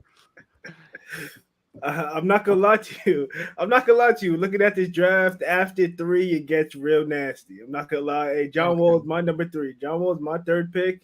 Like you guys said, John Wall in his prime when healthy was one of the best point guards that we had in the league, bro. His athleticism was on par with Russ, to be honest. And it just sucks that we never got to see him and Bradley Beal fully succeed with the Washington Wizards at the same time. He might have been more athletic than Russ, not for nothing. But moving on. My number 3 pick in Mo's 2010 redraft, and both of them was less athletic than Derrick Rose, is DeMarcus Cousins. My number 3 pick. The best big man in this draft, the best center in this draft. I think from a career standpoint, probably the third best player in this draft as well. Actually, an improvement from where he was in the original because he got drafted at number 5. Wish he didn't because Sacramento fucked his career over. Absolutely did. Yeah, I can't go with anyone else except DeMarcus Cousins here. Being that I've already picked Paul George and John Wall, you got to go with Boogie. There's a noticeable gap. We're gonna get to 4 in a sec, but like there's a noticeable gap. I think after 3, but You're not Gabe. fucking with Al-Farouq Aminu? Oh, bruh, come on, No. man. Luke Herringati, man. Anyway, though, Gabe, who are you going number 3? I'm gonna have to go with the emotional lesbian, man. Luke Babbitt. I will take DeMarcus. Emotional lesbian is crazy. I will take DeMarcus Cousins here. Hell no. He was the. I know it was like the worst era of center play. I bet you weren't telling that to his face. Bro. I will tell that to his face, and then I'll get my ass beat. But if you tell me I won't do it, I legally have to do it. That's crazy logic. That's valid. That's valid. He might not like it, but it's kind of facts. 2010. What's your rationale, though? It was boo-boo. Hey, bro, it's getting ridiculous out here. We need to go to number 4. Though. Reek is in the chat saying Aminu needs to be picked next, or we riot. Reek knows I would be the guy to have him higher on this draft than anyone else, so he's got to make sure I'm on the clock. I wonder how high he's going to go in this draft because he's getting drafted in the lottery because this draft sucks. But well, you are leading us off though for number 4, Devin. So is it Aminu? Is that who you're going with? Or? Shit, I would hope not. It is sadly not Al-Farouq Aminu, although I am a big fan of the man, but it's got to be the only other guy who made an All-Star appearance in this draft, and that's Gordon Hayward. There's only 4 dudes to make an All-Star appearance in this draft. They all got to go top 4 for me, despite the injury concerns, despite the fact that he hasn't been the same since that injury. He still was great in Utah, made his All-Star appearance, has still been a fine contributing piece since then. He hasn't been great, but he's still been a contributing basketball player well into his 30s. So given where his prime was and the fact he still managed to keep longevity, he was the clear number 4 for me. Yeah, I'm not gonna lie. I got Gordon Hayward at number 4 as well. Much like you said, like he's the only other All-Star on this list, and he had right before he went to Boston, he was hooping. I thought he was gonna be one of the next best white players we got in the league, to be honest. But his career took a pivot for the worse in Boston, and he is still a contributing player on the team. I don't like him on the Charlotte Hornets, and I'm not that high on him. Don't think he plays much defense, and I think he only can score nowadays. That's pretty much all you can do on the basketball court. But yep, I got Gordon Hayward at 4. So I think we're gonna have another consensus pick. My pick is Gordon Hayward. Great player when he was at his prime, but he's a terrible vet now. Especially I don't know what the fuck they doing in Charlotte. But yeah. My number 4 pick is Gordon Hayward. Yeah, I gotta go with what you guys are saying with Gordon Hayward. I was really high on him that year. People forget kind of just how good he was in 2017.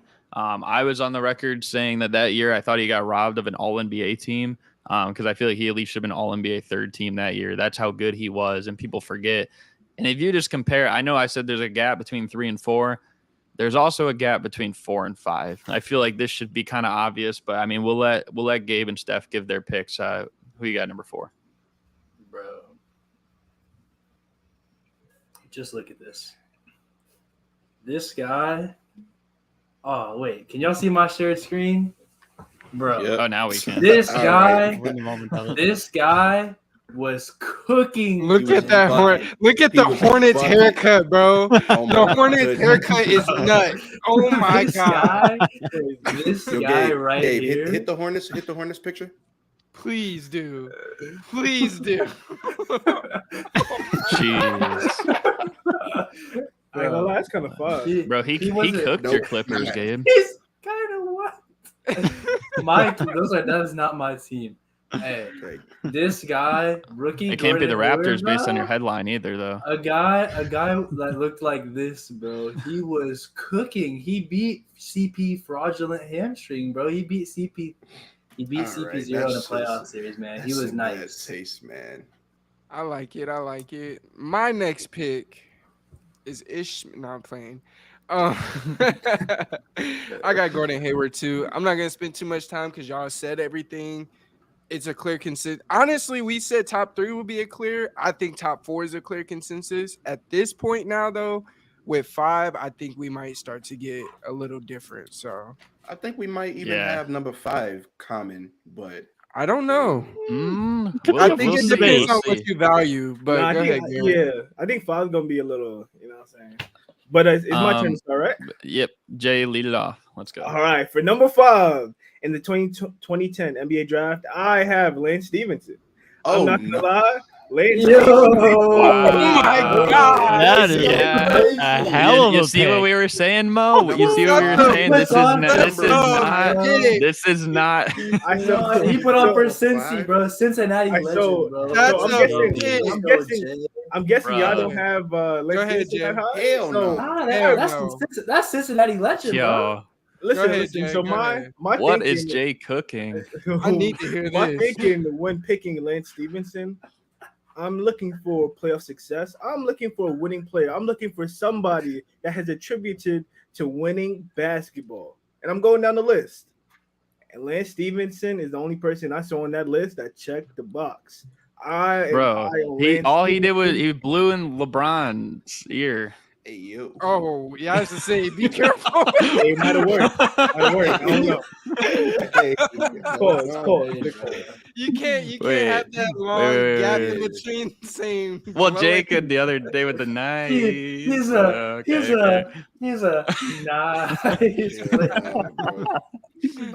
Jay, you wildin', bro. I ain't gonna lie, Yeah. you wildin'. I don't know, bro. But Chat's right there with us. Yeah, Lance is crazy. Nah, look at the message above that, bro. He was cooking, bro. Honestly, it's not far from where I had him because again, this draft class is not deep. For my number 5 pick, I think we should have some other people with this guy. Give me Eric Bledsoe, number 5 pick.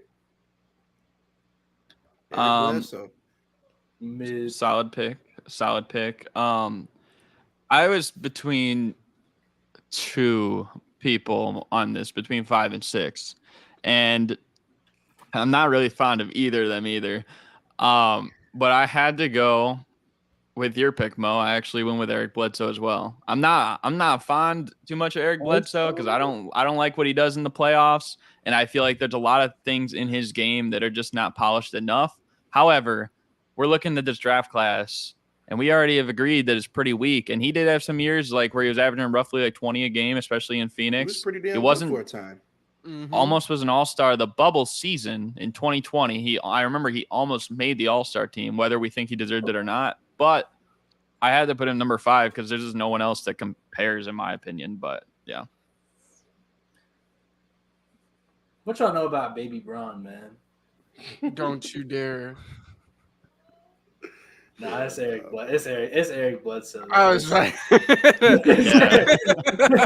many Listen, LeBrons. as much as I wanted to put on for Cincinnati legend Lance Stevenson as a certified chili enjoyer, I gotta go ahead. What's up with you? You join the club, Gabe. Hey, I love the last 3 picks, bro.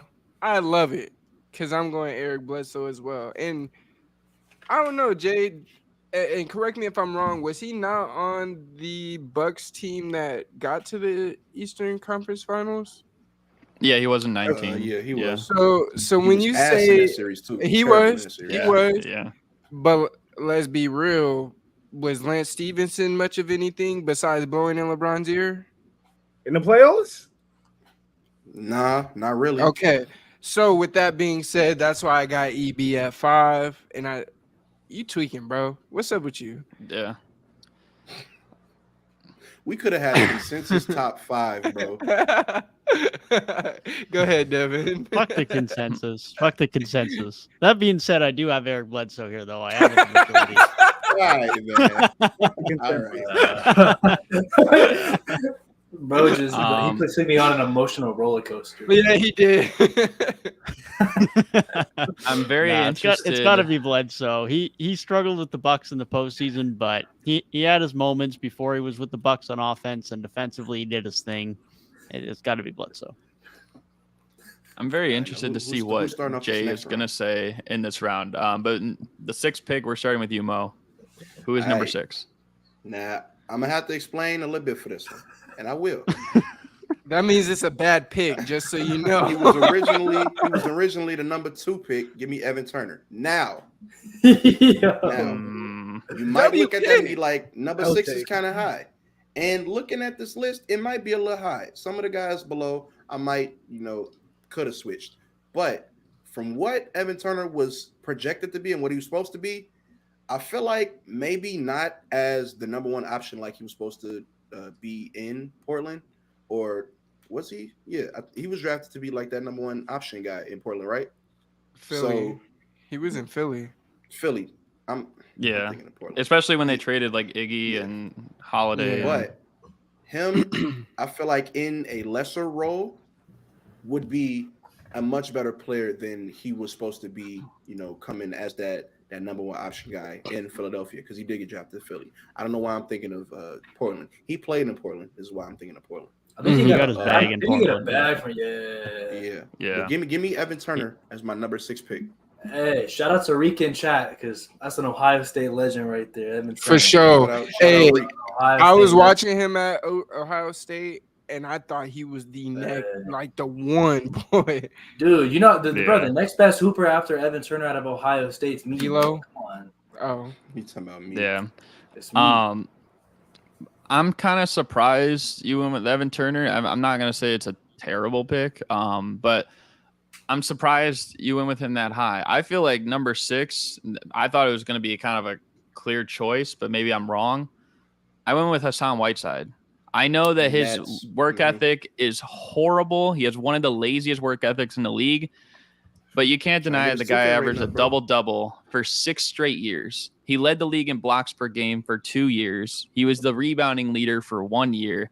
All that stuff considered, I don't think there's anybody below him. Maybe there's one person that has some like fiery moment in his career that could even compare to that. But other than that, I think he blows everyone else below him out of the water. That's just my opinion.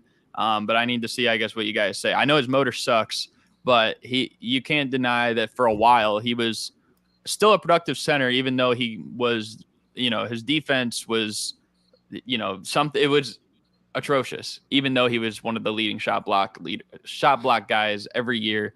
That he was like with Miami, and even with Portland too. So, Gabe, number 6, where are we going?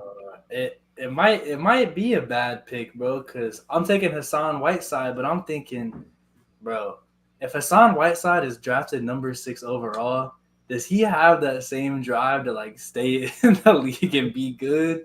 That's what I'm like, bro, because he had to work a little bit to be number 33th and even get into the rotation.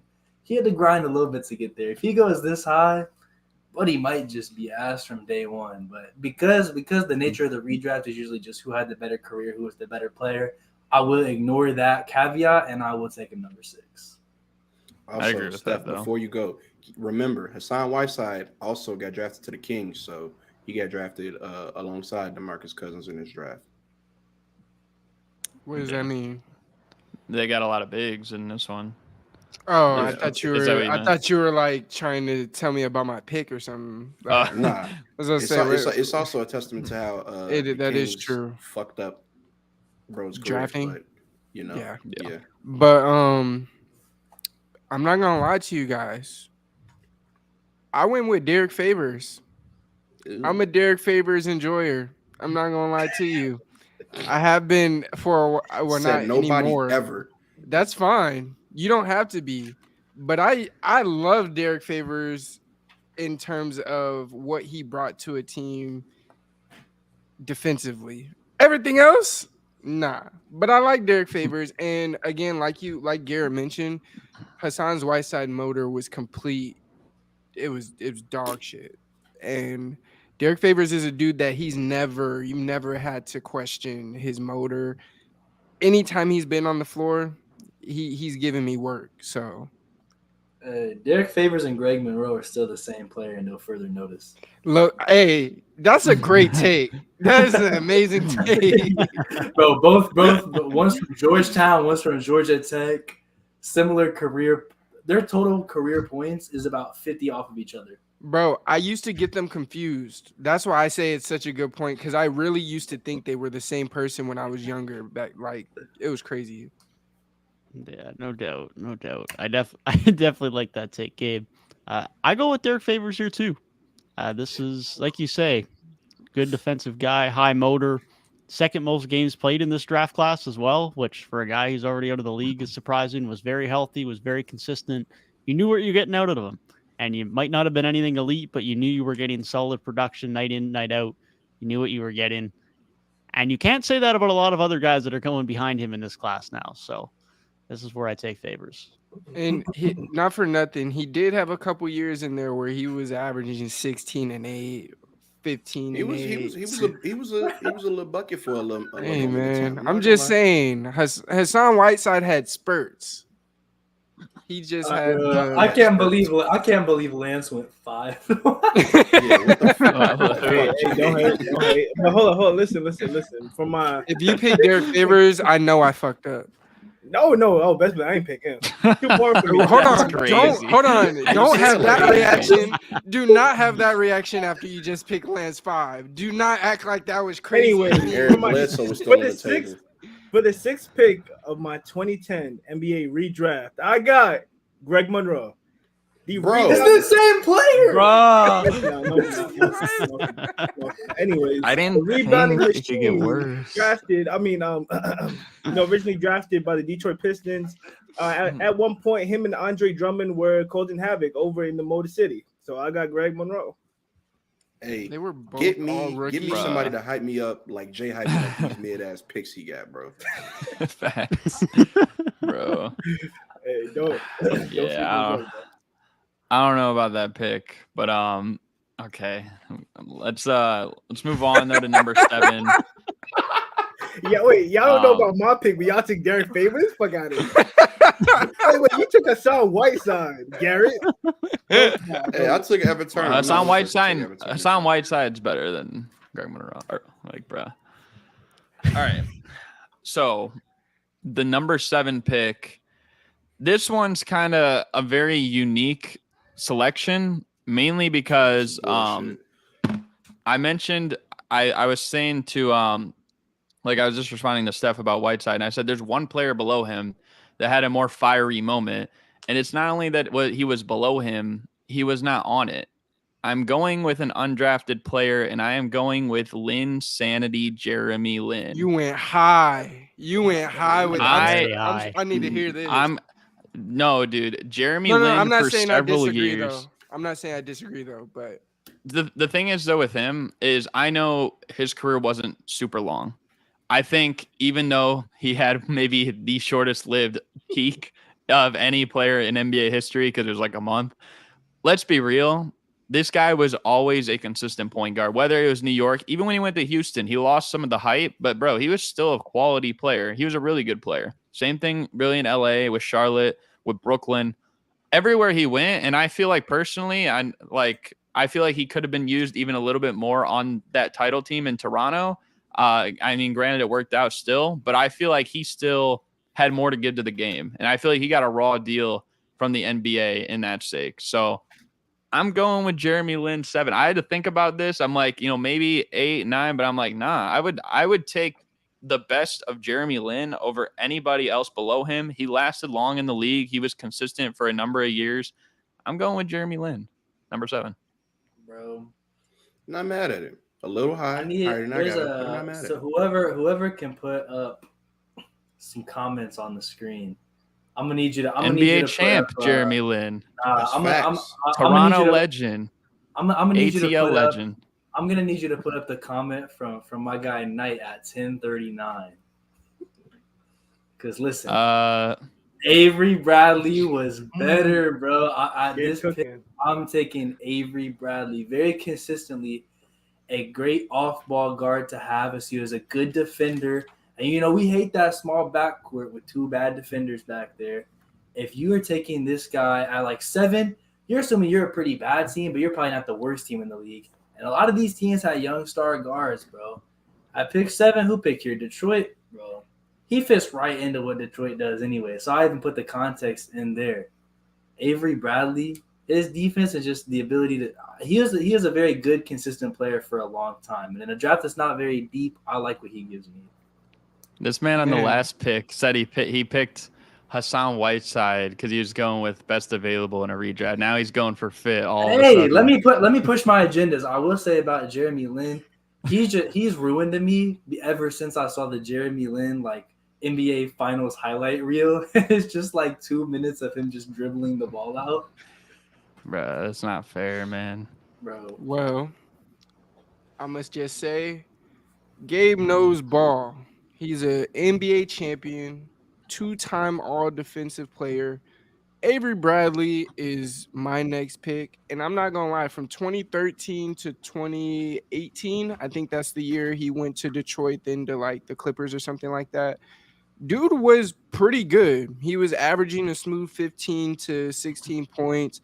Like I said, all defensive player. He was playing on-ball defense on a lot of guys, 94 feet. And I still don't have Hassan Whiteside here because I don't like players with a low running motor. And I'm going to be honest, even up until when Avery Bradley's last year on the Lakers, I still saw him at points guarding people 94 feet from baseline to baseline. And I love that. I love that, especially from a guy that's a great defender. He was the next Tony Allen in my eyes when he first came to the league. He was supposed to save the Lakers last year, man. I don't know what happened, bro. Not get the hell off. You better stop it right now. Man, I do like the next Tony Allen piece, though, and the Tony Allen who could actually shoot a little bit. And that put together as valuable a role player as he was my pick here as well.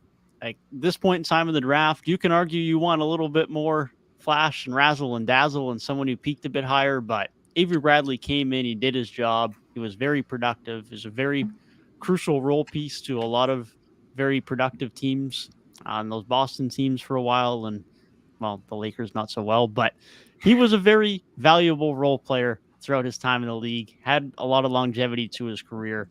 And at this point in the draft, I'm valuing that consistency and that productivity. So this is where I take Avery Bradley. Yeah, so it looks like, fellas, all of our scouting glasses has aligned because I'm taking Avery Bradley 7-2. I'm not going to lie. That means that all you guys are wrong, though, because you have the same pick as Jay.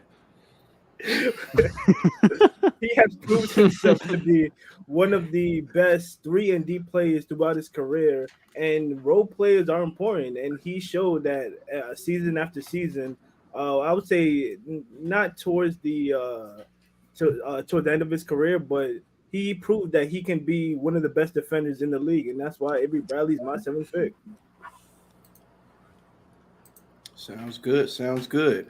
I skipped over somebody that y'all already picked. So for my number 7 pick, give me Hassan Whiteside. Early as hell. Yeah, that is fair. Ironic from Jay. Anyways, reminder that he took Lance at 5. Let's keep it pushing here. Let's keep it pushing here. We're halfway through it. Our number 8 pick. We're gonna start with you, Gabe. Who is going number 8? Cincinnati legend, bro. Hold it down for Lance Macomb, Dan Stevenson. I think there's a good argument for either of Favors or Monroe here. I think they're very quality players. But in the direction that the NBA was going around 2010, going toward 2020, I think throughout this decade, players of those two guys' mold did start to phase out a little bit and become less of needle movers.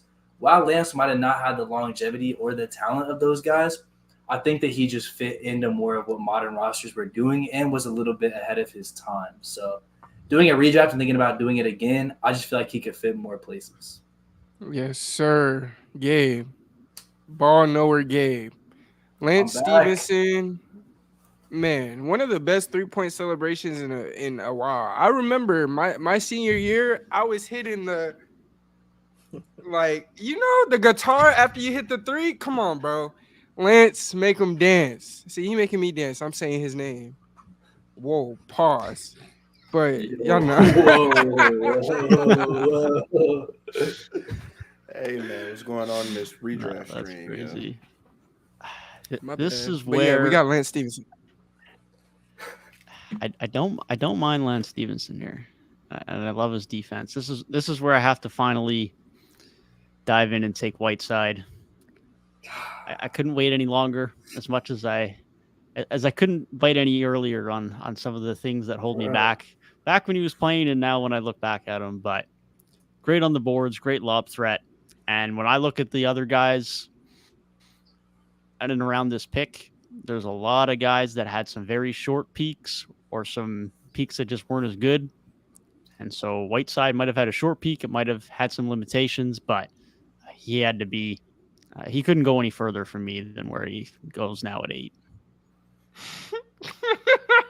Let me say Whiteside. I did not see him moving in the Heat locker room. I don't know what that means. Yo, I you have ain't seen no that video where he idea. was running around in a circle? I in don't the know Heat what you're locker talking room? about. I don't know what you're talking Alright. about. But Whiteside probably has the most legendary Snapchat stories, though. Let's be Oh real. man.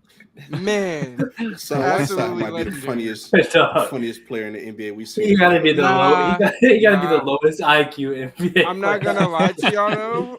One person, and I'm sorry, I'm not gonna get too sidetracked, but one person who has the best Snapchat of all time in terms of NBA players, Jalen Green. Gilbert Arenas. No, Gilbert Arenas has, bro. When You're he was nasty for messing that, with by the Nick way. Young's kids, bro.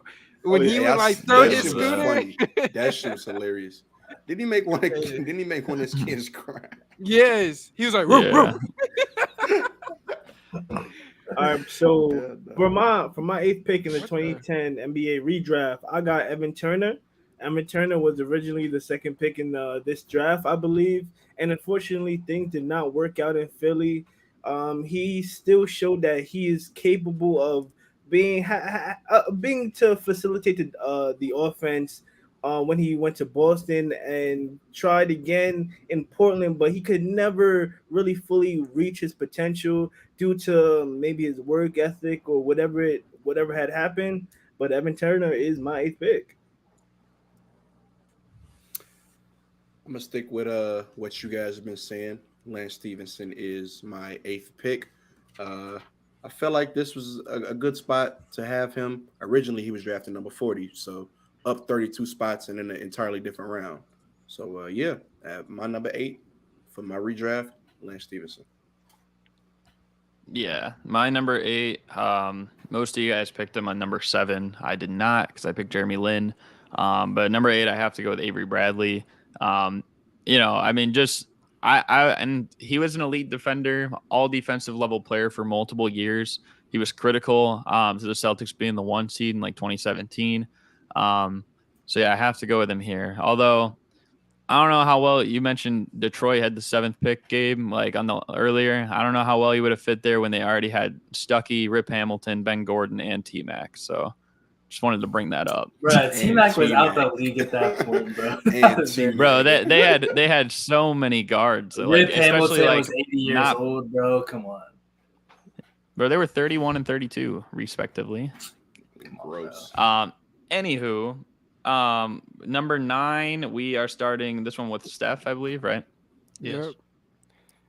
I'm not gonna lie, he's gonna keep dropping on my list because I have Lynn Sanity at number 9. Hey, I have Lynn This Sanity. is a at Cam number Whitmore 9. slide, bro. This is a Cam Whitmore type slide. And that's exactly what it might be. But I mean, I didn't really know who else to pick at 9. I'm not gonna lie to you, but yeah, Jeremy Lin. I'm probably going off the board for most people here, but Garrett alluded to it earlier. Tyreek alluded to it earlier. If anyone was going to take him early, it was me, and it's Alpha Rukaminu. get the Yo. W pick. Give fuck me That's a wing who kinda can crazy. defend. hell Give me a no. wing who can defend. I'm not mad in at a it. draft who does not have wings who can defend outside of Paul George. Everyone in the league is looking for these types of dudes. And at pick 9, you got to take them. You got to take them. Hey, if it means anything, Al-Farouq Aminu is going to be drafted on all of ours because, again, his draft sucks. But So for my first of all, Devin, you know hoops. For my ninth, That's not a good sign, Good Devin. man. redraft, I got Al-Farouq Aminu. oh Like my Devin God. said, Yo, Jay, your redraft win. sucks. I mean, He has a great redraft. I'm putting Lance Stevenson at 5 immediately. Yo, he spent 11 years in the league for a reason. I mean, he went to war with Damian Lillard 4 times in the playoffs. When the hell has Dame ever gone to war in the playoffs? He made a Don't win. they do that. lost for Don't us. do that. That's a war? Bro, If you Nah, make it it to the was- it Western was a Conference battle. Finals, yeah. Bro, no, he went against Curry and went he had to an one individual side, war against shooting, man. He could not shoot the ball. Fam, Jay, I'm gonna Yeah, tell you no, now. bro. If you get the pass for that, I get the pass for saying the Lakers were competitive in the Western Conference Finals this year. All right, wait. All right, let's not forget. But in see the now Western- it's changing. No. Here, I'm Alright, gonna help you, alright, I Jay. I'm guess- gonna help you, Jay. I'm gonna help you. Aminu Those shot. games were close though. Aminu- The Like, Al-Farouq it's not- Aminu picks, the people that picked Al-Farouq Aminu are teaming up. This is Nah, insane. Aminu shot over 35. He shot over 35% on 4 attempts from 3 in his time with Portland. He Thank did actually you. shoot the ball well in Portland. Wait, Everywhere But he else, wasn't he great. shot the ball That's like, terrible. all Wait, right, hold, that's Steph. passable. Steph, I don't want to hear nothing from you. You pick Eric Bledsoe. He could not shoot shit in the playoffs ever. You I'm haven't just even saying- picked I never Bledsoe said. yet. Time out. I This never guy said- Jay has Yeah, not that's picked crazy. Eric Bledsoe Hell yet. no, I haven't. We're You guys almost went to the 10 playoffs. deep, and he has not Crazy. picked Eric Here's like- Bledsoe. Hold on, Jay. Hold Every on, one of Jay. us picked him 5th. Hell no, Jay, he slided. I He didn't say slided. anything about shooting. I don't care. I wasn't even worried about the shooting aspect, so you can't say that to me. My fault. I just had to get that. He just defensive. He My he fault, fighting my back fault, the Jay. best way he can. Hey, my fault, Gary. Hey, boss. Yeah. Anyways, Mo, what's your Yeah, pick nah, bro. for 9? The final person to pick this player, y'all picked him 2 rounds ago, and then the last person to pick him was Garrett Avery Bradley. It's your time, sir. It's fair. Wait, bring that comment back up. Bring that comment back Nah, up. you can keep it down. You can keep it down. Which comment was it? This one. Oh no, someone took it down. There we go. Oh no, that is it. There. My top 9 solid, Jacob. My top 9 That's solid. crazy. real quick, before we go Alright, on, solid as a name your liquid. top 9 real quick in order. All right, so we got Paul George, Boogie Cousins, John Wall, Gordon Hayward, Lance Stevenson, Greg Monroe, Avery Bradley, Evan Turner, Al-Farouq Aminu. That's fucking. I'm gross. scared. Evan I'm Turner- scared for the rest of his Where the draft. fuck is I am Eric scared. Bledsoe, bro. Yo, he's trash. He does not. He's a loser, bro. And Lance All Stevenson right. not. Well, No, I'm. shot 39% on 3 in 2016. What the 17. hey, bro? I gotta stop with these shooting Hey, percentages and shit. he, Look at the he stats. has, Look at the he has stats. like 2 stats off the top of his dome ready to shoot. Look at the stats. That's all I gotta say. Look at the You gotta stats. stop with these Don't come at shooting Lance without percentages, looking at the man. stats, dog. Man, that nigga All right. buns, bro. My number 9 though. It's been said by Steph and Devin, I believe. It's come to the time I have to pick Derek Favors at number 9. Quality big man for a variety of years. Had some playoff runs, with Utah, and then he found his way back in Utah after he left. I have to put him here. I think he was a decent player, not a great player, but a decent player in terms of like a winning environment. He never won anything, but hey, this class sucks. So For sure. Garbage. I'm gonna give you a very similar pick, but I'm gonna go with Raptors legend Greg Monroe, baby. He comes off the board here.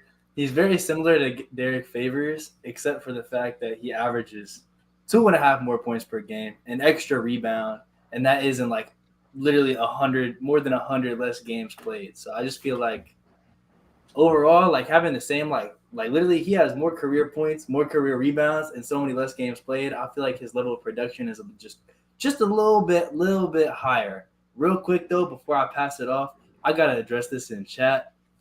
Jalen Brunson, hell no, he is not a number 1 championship option. Here we go. He is not a championship number 1 option. Who said that? Bro. He said, Oh, no. James- That's Jay's Yeah. burner. That's Jay's burner. It's James. He said, Crazy. is he not? That's Hell no. crazy. He is. He yeah. is. He is, bro. You're so gross. Anyways, though, let's keep it pushing. Number 10. We're opening this one with Devin. Who you got? I couldn't let him slip any further. This is where Lance Stevenson goes for me. Short peak in Indiana, struggled thereafter, but what he did in Indiana was fun. It was impressive. It was impactful. I love a guy who can defend as well as Lance Stevenson can, and he brought it every night. So Lance Stevenson, couldn't have him any higher, but I definitely can't have him any lower than number 10. And I sure ain't having him in front of Raptors legend Greg Monroe. Raptors legend Greg Monroe don't deserve to be nowhere in front of Lance Stevenson. That's for sure.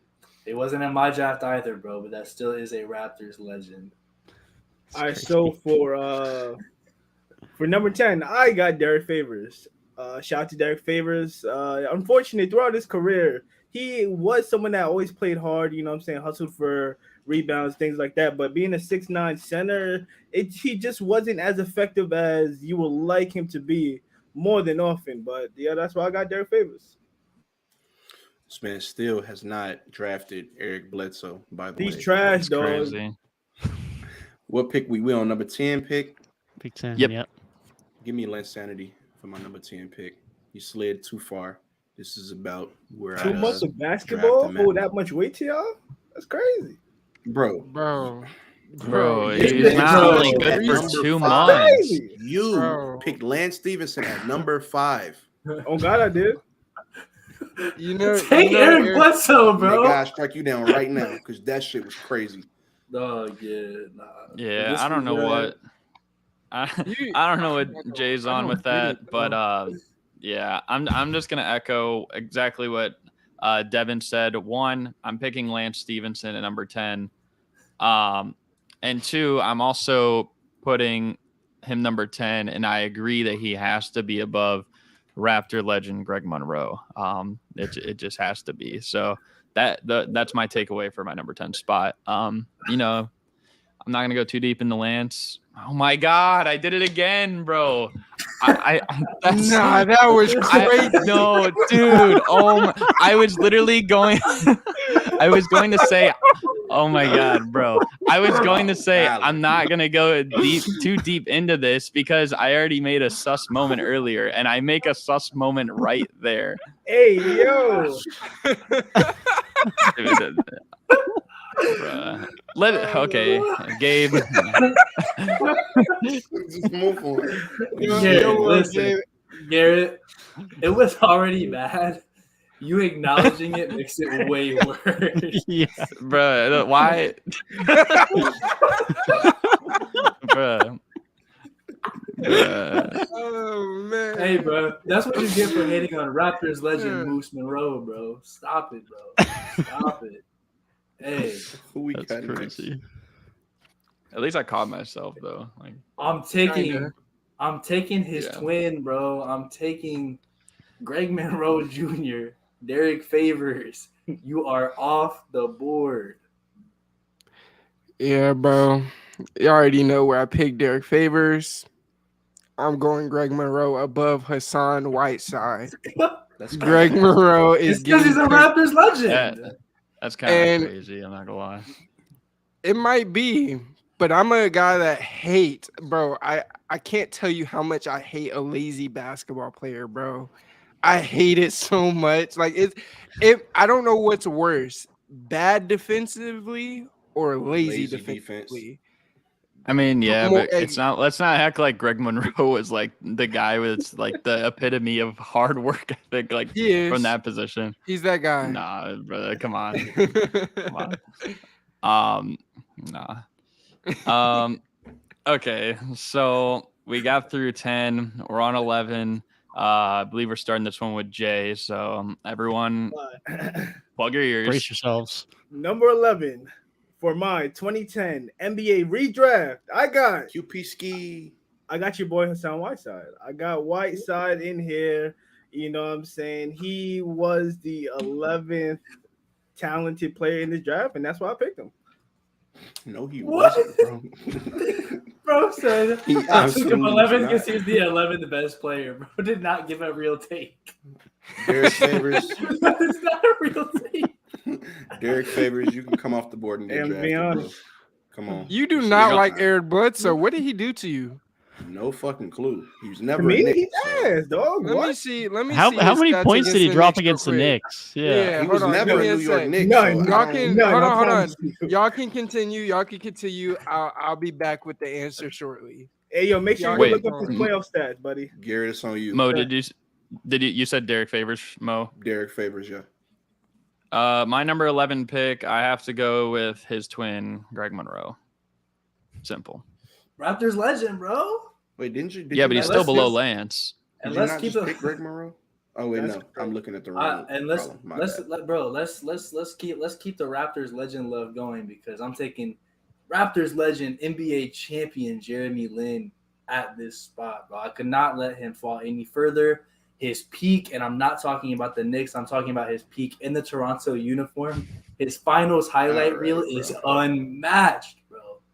And Did just he for miss a that, shot in the he's- finals? I don't think he did. he has a special place in my heart. Has He he might taken be a the shot? best. This guy is He the might be the biggest. best at dribbling out the ball. He might be the best at dribbling out the ball that I've ever seen in my entire life, bro. And for that, get it out he your does mouth. go here for me.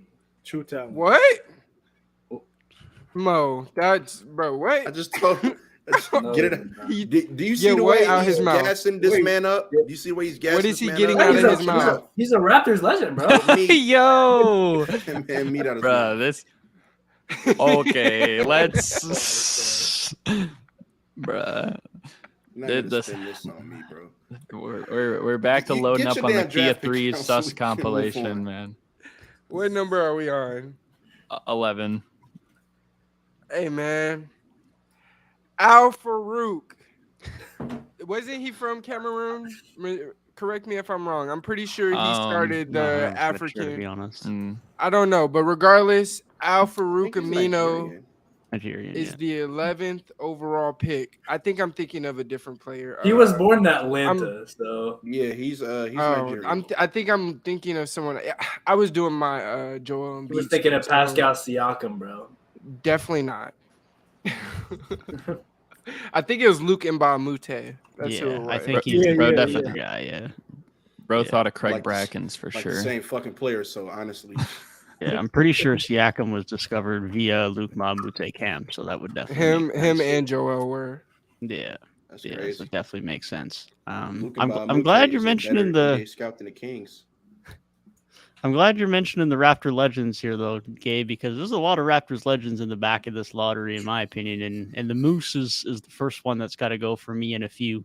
I had to slip him to 11, but 11's about as far as I could go for someone who was as good as a post scorer as he was for a few years. I almost thought you were about to say Grievous Vasquez when you said you're going to keep. The Oh my Raptors. god. No, that would have been crazy. Wait, who'd you Devin pick? and Devin? I had the same 10 and 11. He had I Greg picked Monroe. Moose. Greg Yeah, Monroe. the Moose. Anyways, we're back to number 12. Only got 3 more picks. Start with Mo at number 12. Number 12. Give me Al Farouk Aminu at number 12. Yes, sir. Solid pick. Whole lot of Solid mid. pick. A whole lot of mid. Hey, respect the menu. No. I don't respect him that much because he's a Bulls fraud, not a Bulls legend. Anywho, my number 12 pick is, I think a few of you guys said him. I don't think everyone said him yet. He was originally picked pretty high. I think he still was a quality enough NBA player for this draft class that he has to go in the lottery. I'm going with Evan Turner. I think number 12, that's roughly around the fair spot. I mean, he was a solid role player for some years. I don't think he was ever meant to be that guy. Like he was that like half year with Philly before he got to Indiana. And let's face it, he kind of was him. I think the additions of him and Bynum in that year kind of ruined their chances. And even David West has alluded to that, like behind closed doors a little bit. Anywho, I'm taking a number 12. All right, so here's where I take Luke Babbitt. Ooh. Okay. No, Are I'm, you being not- real? I was like, there's no chance you're taking Luke Babbitt. I was definitely lying, bro. I was waiting to catch Yeah, some that slander was. for that. I Now was might ready to actually gas take- you up for it. You should have stuck now, with it. now I might actually take Luke Babbitt just because y'all didn't even say nothing about it. But nah, Here's No, what I'm I made a face for show. Like, what the fuck? Nah, so I will take Evan Turner here. While he was a very disappointing player, I gotta stand up for my Buckeye legends. He can't fall much further, bro. I gotta put on for Ohio State, and even though he was disappointing, he's still better than pretty much everybody else still on the board. You can make an argument for Al Farouk here, but I think everybody else, Evan Turner is still better. Hey, man. As much as I like Evan Turner, I like champions. One of the fastest players in this draft. I'm going Ish Smith. Ish Smith. Wow. NBA I champion thought- Ish Smith. That's crazy. You have no room to laugh, Jay. At all. You're the last one. Now, I was gonna pick Ish Smith too, bro. I look at his stats, bro. You take Ish Smith before Bro, Eric Jay, Bledsoe? Jay, the fact that even if you do pick Eric Bledsoe right now, the fact that you're picking him when Steph is picking Ish Smith should say a lot about your draft. You're insane. Hey, who said bro. I'm picking him? Who said I'm picking him? Yeah, I'm saying if you did, I gave you the benefit of the doubt. I know you're not picking him. Hey, put the comment back up, bro. Jay's redraft is worse than the actual draft. Oh, I was putting this up. He has eternal beef with Eric Bledsoe, man. Nah, bro. Oh, His shoot. redraft is worse I had than to the walk off, original bro. draft. Jay pissing me off. so bad. We're at Devin, right, for number 12. Yes, this is where I also have Evan Turner. Like you guys mentioned, he couldn't fall any further than this. Had a couple good years, but evidently didn't live up to his expectations of the draft pick. But still deserved to go in the lottery. Here we go. Buckle Number up. 12. Number 12. Quincy I Pondexter. have Patrick Patrick Patterson. Patterson as my number 12. Is this, bruh? In the 2010 NBA redraft, I No had way! Patrick Patterson. There's no Patrick way! Patterson Get is, the fuck he gives out you a of little here, 3, bro. he gives you a little D, and a bit of rebounding. And Patrick Patterson, he had some solid years in OKC, which is where I watched him. Raptors legend.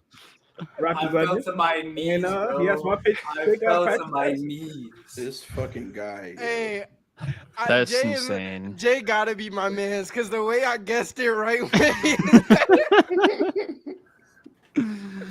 Bruh. To Patrick Patterson. That's I'm crazy. not mad at it. All right. So moving on to 13. It's interesting that I'm starting this one. I'm going with somebody that nobody's even said yet.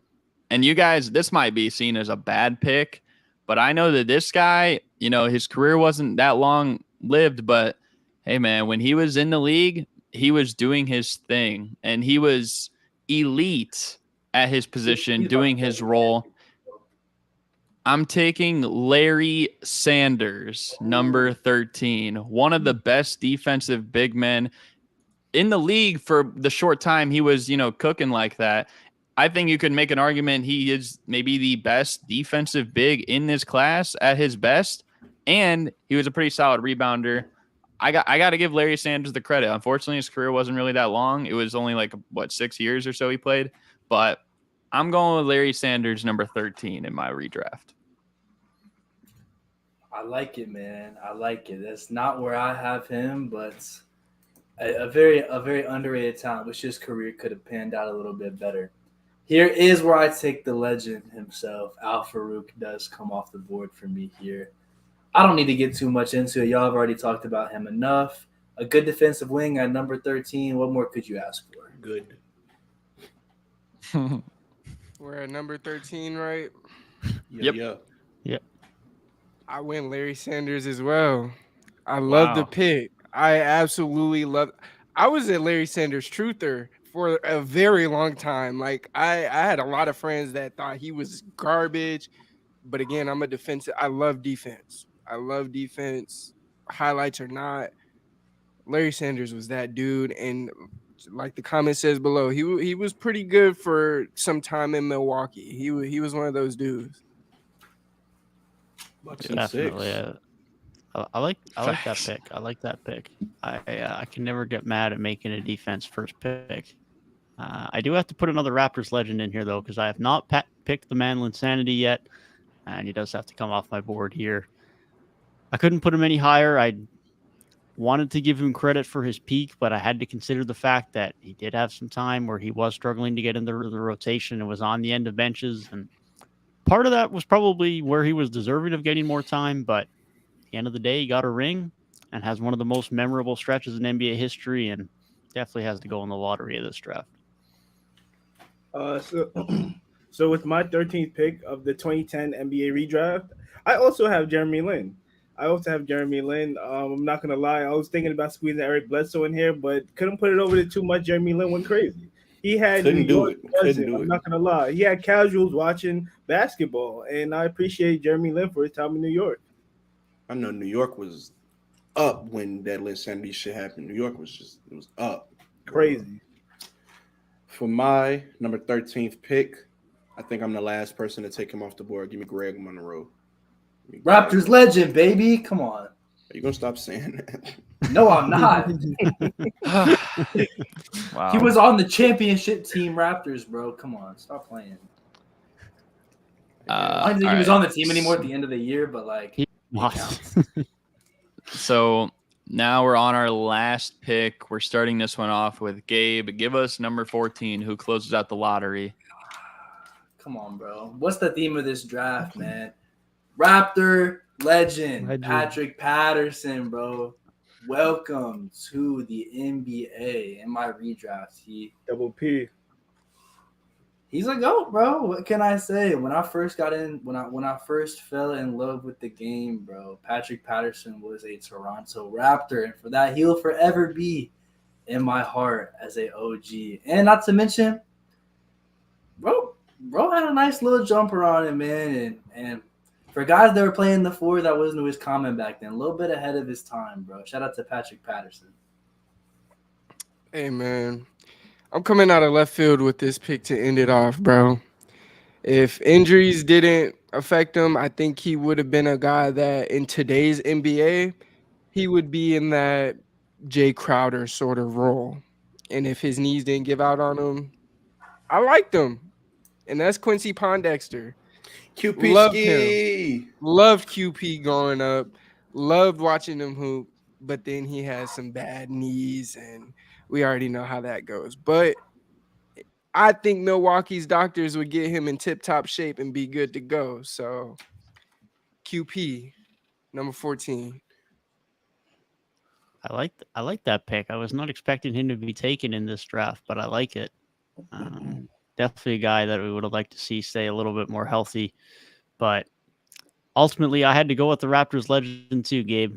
I couldn't not have Patrick Patterson in here. Like you say, a little bit ahead of his time of where he was at. Shot the three relatively well for the 4 spot, and was obviously not at the level of Lowry and DeMar like we were talking about earlier, but was a actual core bench piece to a lot of those years where we were building ourselves up before he ended up getting shipped off, before we finally hit the promised land. But shout out to Patrick Patterson. He falls as my last pick in this lottery. For my 14th pick of the 2010 It better be NBA Bledsoe. I'm not gonna lie, I was anticipating. I don't know if I was going between Eric Bledsoe. We got Ed Davis, but I came to a conclusion. I'm taking. I don't know how to pronounce his first name. I'm taking Bielitsa. I'm taking Bielitsa. Nemanja Bielitsa, helped- bro. This is he just helped- hey, He bro. helped the Golden State Warriors solidify a championship last year. I'm taking him, bro. Came into the league a little late at the age of 27, but he proved himself to be a stretch forward. Bro, what? Don't sleep You on want the to sniper, know? bro. Do you want to know what I have? Do you want to know what I think about that? Talk to me, Mom. Facts. I do not acknowledge you. I do not acknowledge you. They don't see the vision, man. Bro said no. Jay is the I don't see best the vision. one. Bro, put the Absolutely comment not back. see the vision. Put the comment back up, bro. His redraft is worse than the actual draft. Terrible. My draft, Terrible. bro. My draft is solid, bro. You're not No, beating it's my not. 14. Bro, we Anyway, need you full screen just out of shame. You're not beating my 14, bro. My 14 is top tier. You get censored, buddy. Nice. This is All right. censorship, bro. My 14 Mo, is who you solid. got? To end off my 2010 lottery redraft, I'm not gonna lie. Give me Wesley Johnson. Give me Wesley Johnson. Now, Okay. I used to get him and Wesley Matthews confused. One of them motherfuckers got crossed up by Harden, and I think it was Wesley Johnson. Mm-hmm. think It was. correct. It was Leslie Johnson. So yeah, That Wasn't Fortnite wasn't edit, that bro? wasn't that the crossover where James Harden just sat James there Harden staring just at him? stared. Yes, Yeah. bro. And then he That was laced when, that that was, Yep. yes, that was when Fortnite first got big, and there was a Bleacher Report edit where it was like the beat it. It was Yeah. I'll never Yeah. forget that, bro. Yeah. But yeah, so my last pick, I'm surprised nobody picked him at all. Ed Davis.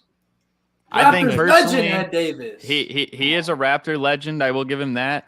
I think also too, there was a point in time where we were talking about Ed Davis as the best rebounding big in the NBA. There was a time when that was happening. So Steph's looking at me kind of funny, like Because in my Like, it head, never I'm not gonna. In my head, I was like, I must not have been talking hoops then, because there was like a year or two stretch where like he was getting that kind of that label. But regardless, I think he's still a solid player.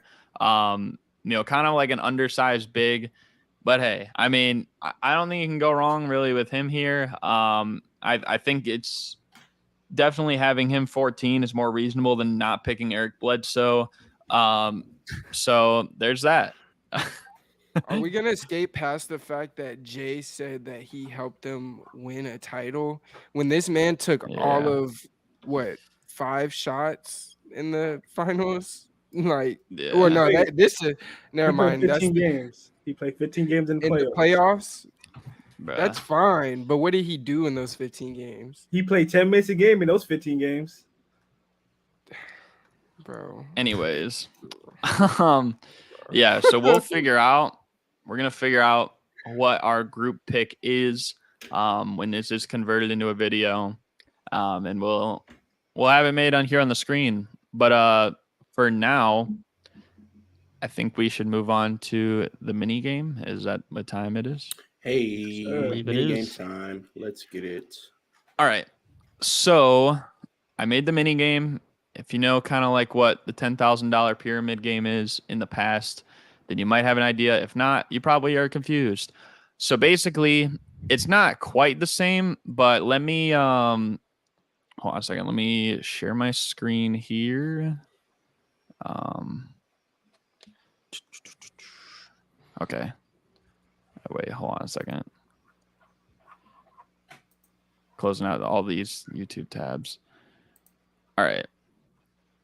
So, let me go into the slideshow.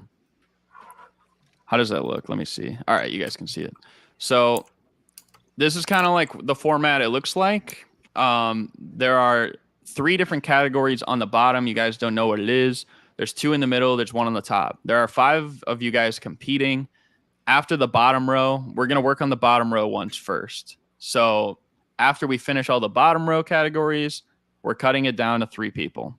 After the middle row, we cut it to 2. On the top row, we will figure out who is a champion.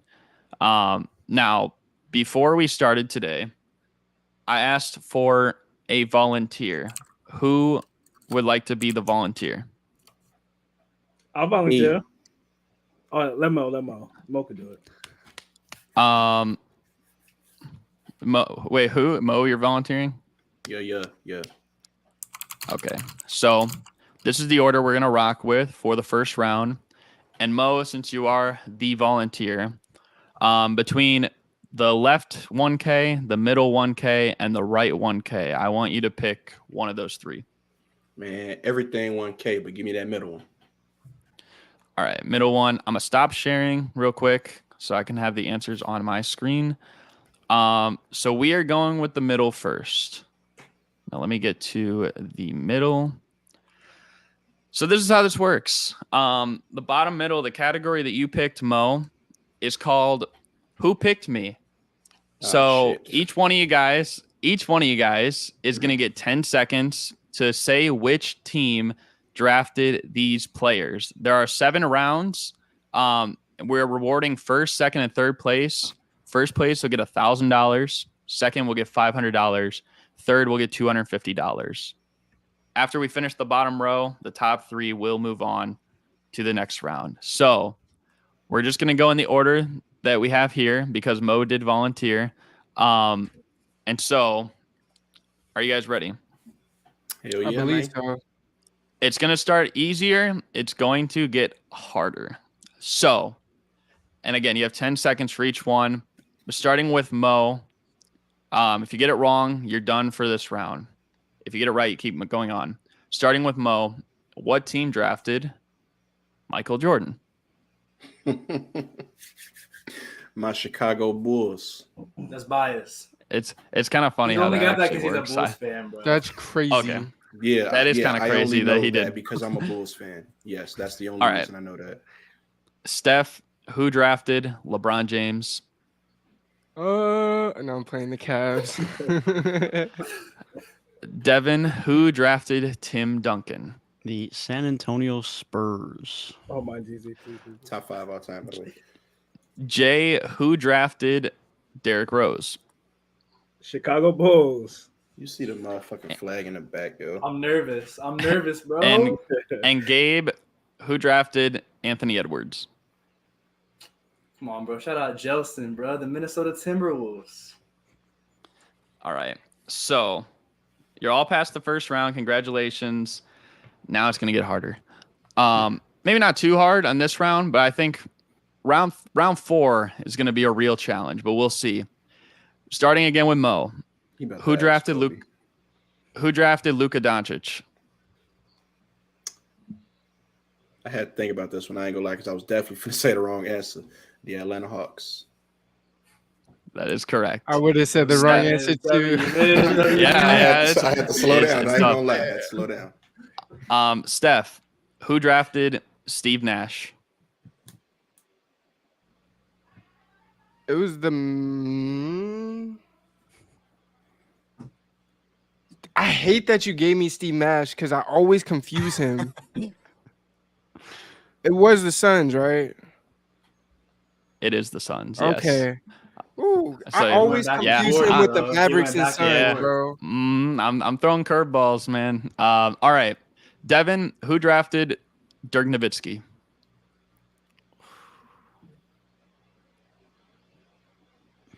I feel like this shouldn't be the Mavs, but I don't know who else it would be. That's a good question. Give Which it. is, Oh my which is God. bad because it's definitely not the Mavs who wouldn't be here. I know the answer. I'll give you Yeah. about 5 more seconds. I just got to say the I Mavs. think I, I don't know know the who else answer, it would too. be. To steal. Can I steal? That is no. Or actually, that is incorrect, Devin. Yeah, The correct answer was the Milwaukee Bucks. Mhm. Damn. Bucks, Yeah, I would have got that shit wrong. That's I a ain't gonna lie. great question. That is I a would have very got that good wrong. question. I would have got that wrong. Yep. Okay, so moving on. In the order that we're in, this one should be kind of interesting. Might be kind of easier, but we'll see. Jay, who drafted Kobe?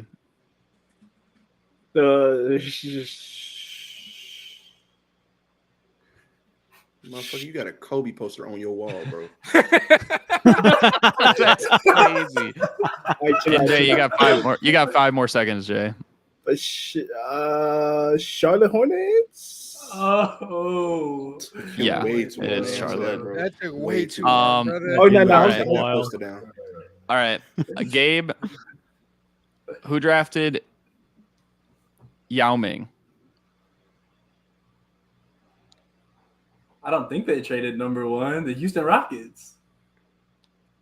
That is correct. It is the Houston Rockets. Okay, I was about so to say, wait. They were all like that's draft 2 day rounds tra- in, All of them were draft day Mm. trades this round. Bro. except Nash too. Yeah. But all right, round 3. Are you guys ready? Hey, let's get it. Okay. Let me see which way I want to do it. All right. Mo, who drafted Donovan Mitchell? The Denver Nuggets. That is correct. no, Steph, no. who drafted Kevin Love? Ooh, shit. Did they? They did. He went to Memphis. That is correct. It is Memphis. Mhm. Y'all niggas good. Jay, because yeah, we're skipping. So Jay, who drafted Scottie Pippen? Oh,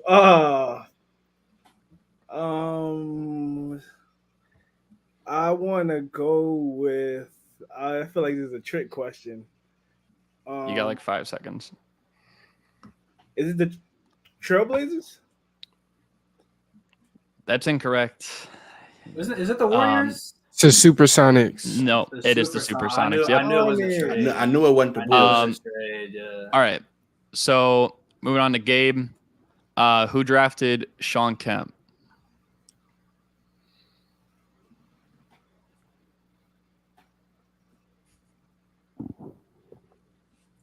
I'm so cooked, bro. You got about 5 seconds. I'm not familiar with your game, bro. There's no way it was this. I'm gonna be pissed if it was just the Sonics. I'll give you Cleveland. That is incorrect. You're about to be pissed, brother. It is the Sonics. Yep. Okay. Yep. That's tough. All right. So Overthink it, bro. Made me overthink it. we got a tie for third. Now we're down to just Mo and Steph. We're in round 4. Are you guys ready? Yeah. Always ready. Before we go, I'll give you an opportunity, Mo. Do you want to keep the position you're in, or would you like to switch positions with Steph? Nah. Since you did volunteer earlier, you keeping right it? Here. Stand right here. Okay, So you gotta right. get his right too. fair enough. Round 4, Mo, who drafted Chris Webber?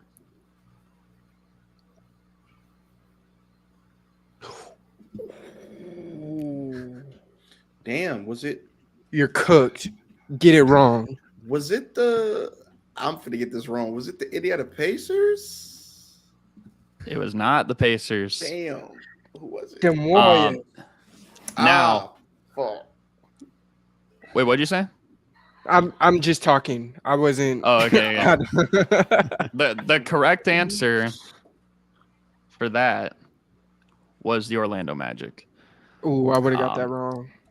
So now it's up to Steph. If you get it right, you win first place on this category by yourself. If not, you and Mo will tie. Your player is Dr. J. Why did you do that to me? Hey, I gave everyone the chance to volunteer at the beginning. Okay. Let me. Looks like It can't be the 76ers, bro. Are you going Sixers? You got about 5 seconds. No. 5 seconds. Okay. 3. Milwaukee.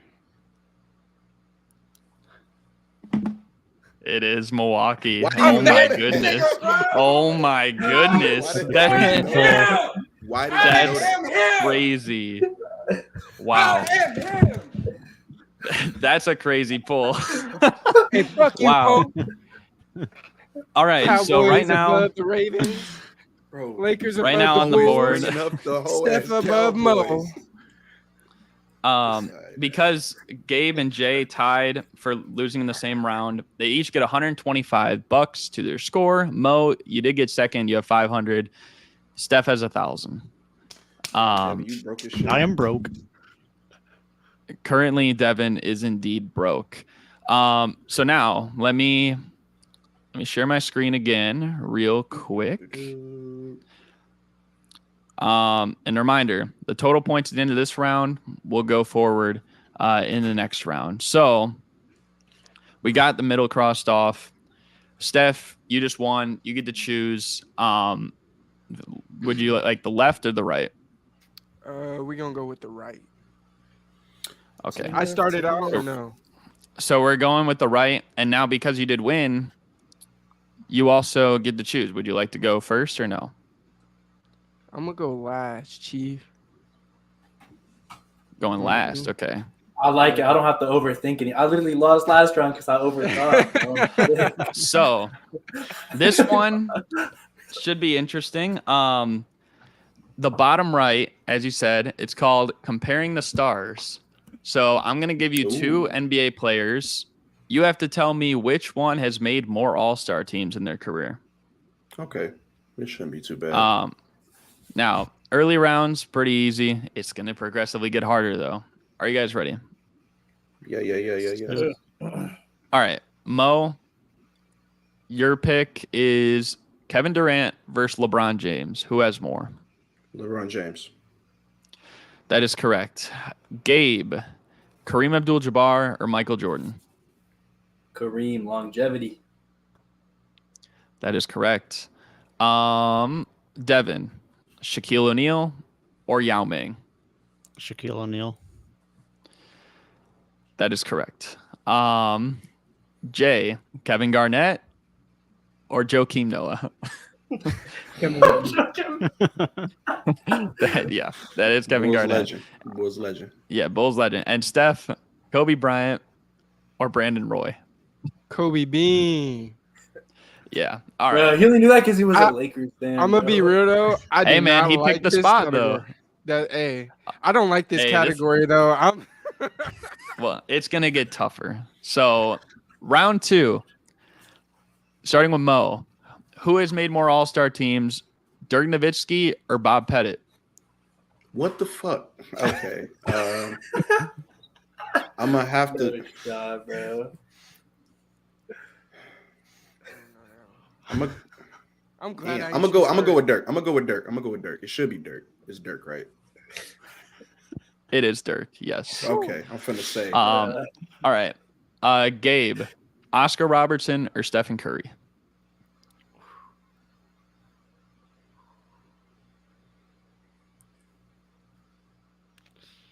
It's got to be Curry.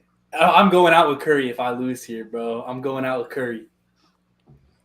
Well, you are going out because you're out. It's Oscar. Yeah. Should have trusted the Big O. Kevin Love in the finals. Gabe, I feel like of all the people that should have known that, it should have been you. With how much we talk about Curry and Oscar, I'm ashamed. I had to rep Curry no matter what.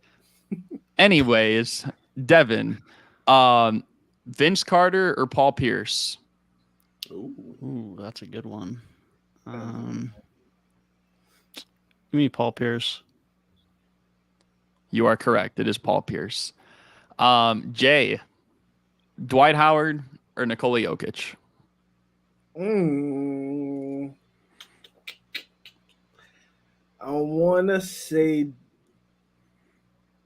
Dwight Howard. I also picked D12. Is it him? It is Dwight. It is by Dwight. one, though? I think it's by 2, like 3 actually. Because Dwight had 8, Jokic had 5. Okay. Steph, Dame or Harden? And it's All Stars. Yep, All Stars in their career. I'm gonna go Harden because when he was in the West, I think he was getting in there over Dame. Oh yeah, Dame got a couple snubs. You're right. That is correct. It is James Harden. All right, so everyone moving on to round 3 except Gabe. Starting with Mo, Donovan Mitchell or Devin Booker? Bro, Devin Booker should have more. He's been in the league longer too, I want to say. So you got 5 seconds. Give me Donovan Mitchell, actually. It's a good switch up. It is Donovan Mitchell. Mm-hmm. Yeah, I had a feeling he was getting snubbed some of the early Suns years. And he was playing a lot of good basketball, if that makes sense. All right. Devin, Chris Bosh or Robert Parrish? What the fuck? Hey, man. Parrish. That is tough. That is tough. Give me Chris Bosh. It is Chris Bosh. That's Raptors good. legend. WWW. Raptor legend. Jay, Russell Westbrook or Walt Frazier? This is literally, he's your guy. I wish Trent was here. I'm gonna have to go with. Oh, you said Will. I'm thinking Will. I'm going Russ. Fuck that nigga Will. Jesus. Okay. Well, it is Westbrook. Just so we keep the order. My bad. Steph. Yeah. Yeah. Wait, where did Gabe go? Or Internet not sure. died, I'm guessing. Yeah. oh, well, okay. you know his laptop cuts off sometimes when he gets hot. Oh yeah. Okay. Steph, you're gonna love this one. Dave Bing or Tiny Archibald? Oh my god!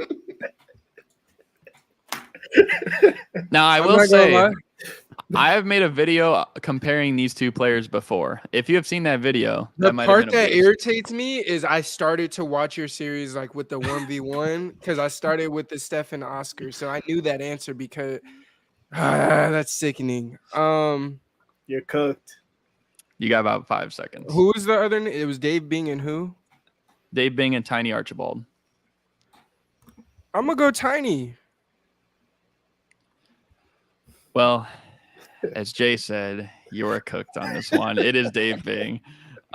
Okay, so we got That hurts. Gabe 5th, Steph 4th. Moving on to the next round. We are round 4. Okay, starting with Mo.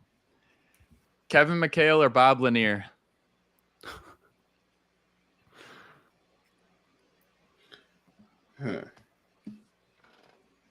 I'm gonna go with.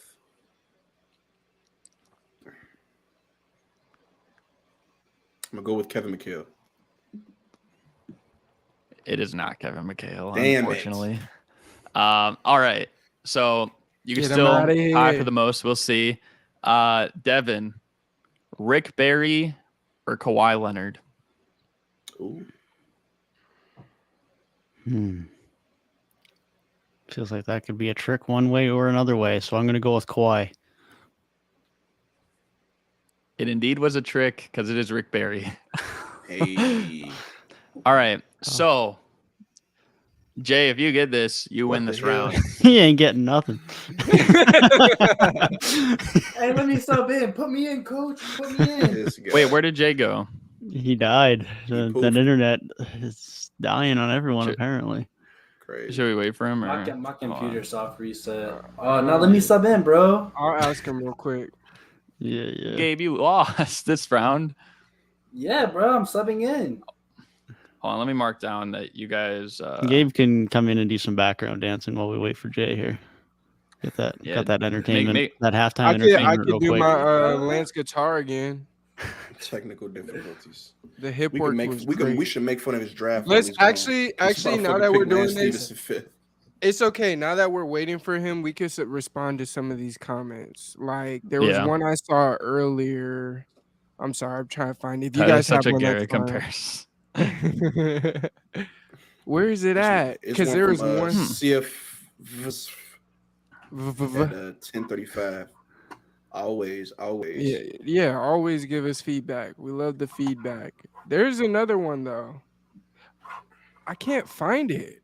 It was pretty earlier. I can't remember. It's one of those when you see it because I read it and I was like, "There's no way they said that." Where is it at, bro?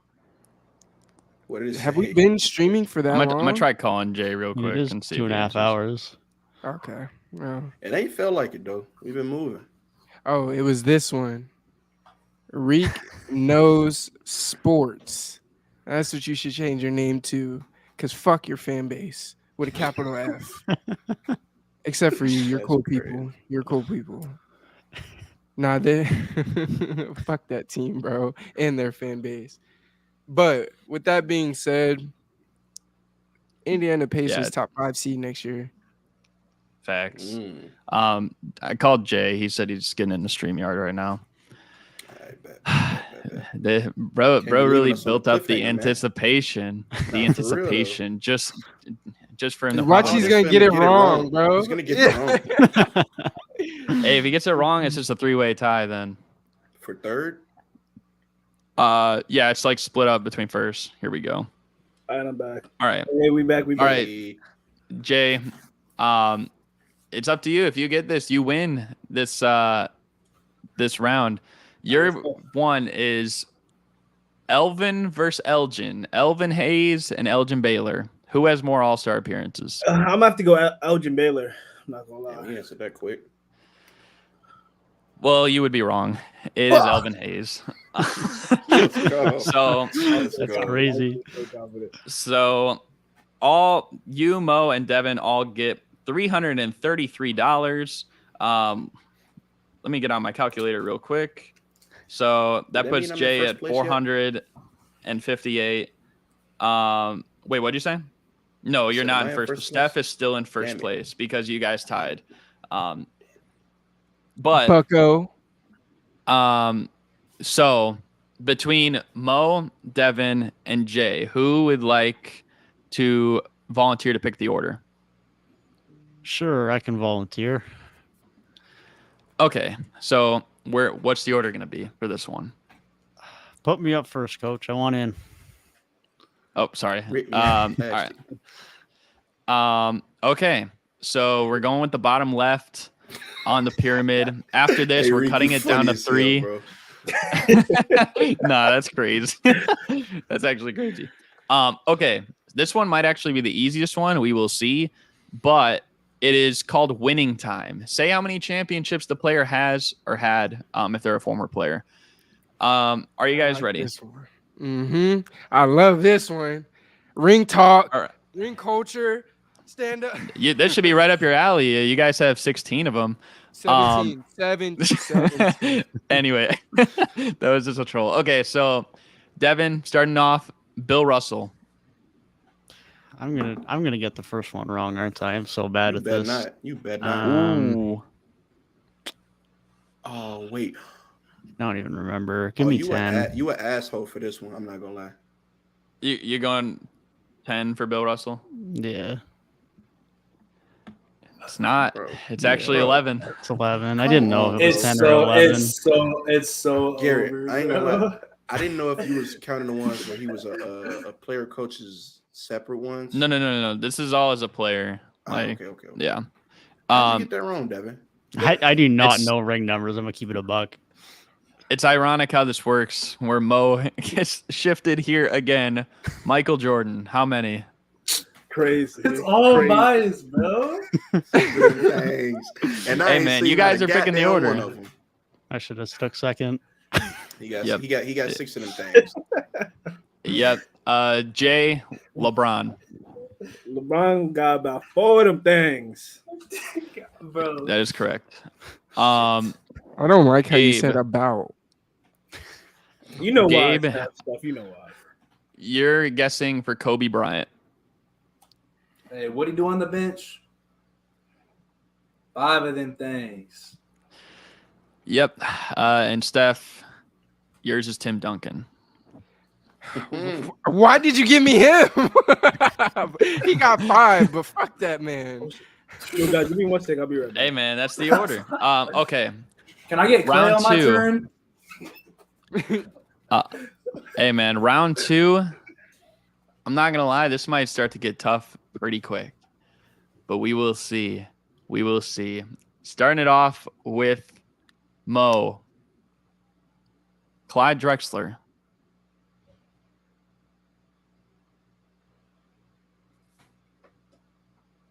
Clyde the Glide. You guess 2? Yeah.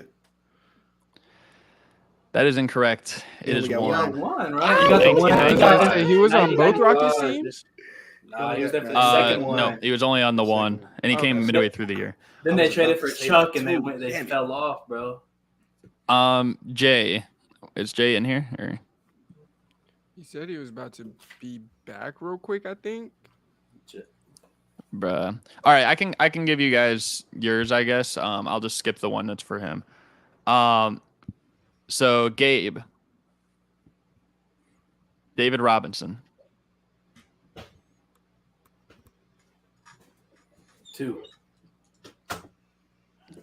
That is correct. It is 2. Come on, bro. He was All there right. in 2003, man. Talk to me nice. Sorry. Okay. Steph. Or actually, you know what? We'll hop to Jay because Jay's back on here. Then we'll go to Steph. Jay, how many championships does Willis Reed have? It's crazy how this works, bro. Knicks legend. I'm not gonna lie. If you don't get this, I'm not gonna lie. I'm a fake Knicks fan, bro, because I have no clue. Bro. No, ain't no Bro. way. Probably got like I'm gonna say 2. Get the fuck out of here. No. you got it, but I feel like you didn't know it. He ain't know that shit. I got it right. Oh, yeah. I was Yeah. thinking about how many championships we got as a team. So like, hey, gotta be 2. Yeah. Oh, I got it right. Get the fuck out And of here, bro. it's crazy. It's crazy how this works too because Steph, yours is Elgin Baylor. Ooh. This is good. He didn't have any with us. Are you And going I 0? know that for a fact. Yeah, he didn't have any. No. That is correct. It is 0. Bullshit. There could be Biased. some zeros. There could be Biased. some zeros on here. Just a warning. We're going to Yeah, round I'm a 3. true Lakers fan. I'm not one of them. This is a Starting biased with, game. I like it. Starting with Jay, Robert Parrish. Robert Parrish. One of those names that are up there in Laker royalty. So I gotta. In probably- what royalty? Laker What royalty. royalty? Don't you Celtics, ever do that. Celtics. Don't My you fault, ever my do bad. that. It was one of the franchises. Hey, It was one of the you franchises. need- Celtics, listen, my bad. listen. You need to Celtics, run my me bad. my ones when I see you. Cause what? So crazy. Jay, what are you going Jay with? the villain of this live stream. I don't care. I'm going for. I think yeah, moving up on it. There's no It is way. It is 4. It is Oh, 4. Bro. Wow. Fucking Yes, guess. sir. This is Let's kind get of it. insane. Let's get it. Gabe, you're gonna Mission love this accident. one. Gabe is going to love this one. Earl the Pearl Monroe. I fear you might be cooked. Bro, what the fuck? Give me 1. You're cut, buddy. Bro, I It hate is. it What is here. it? It is 1. Lord. Okay. Watch how you're talking to me. Who is cooked? Who the fuck is cooked? Yeah, I'll stand corrected on that. Steph, These Bill motherfuckers Walton. guessed the last 2. They guessed the last 2, and I get Bill fucking Walton.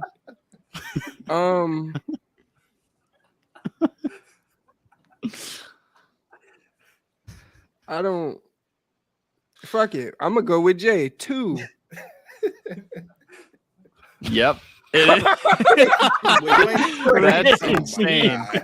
That's crazy, bro. All 3 guys. that Me one? Bruh. and should've my knew that guys. Me and my guys right here. Wow. All right. Oh no. This it's getting tougher though now. All right, round 4.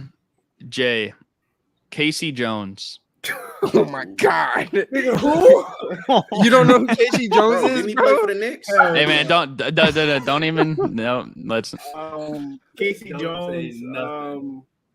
Casey Jones. It got to be on a big team. doesn't you got like fucking 5 0. seconds. He sound like a loser. 0. That's, Well, Whoa! actually you're the Further from loser. hey, bro. You It's need to 8. turn in. You need, bro.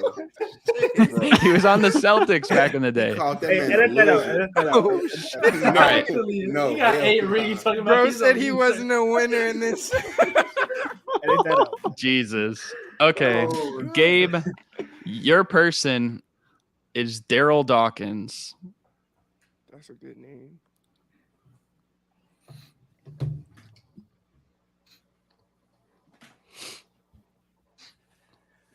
Listen, bro.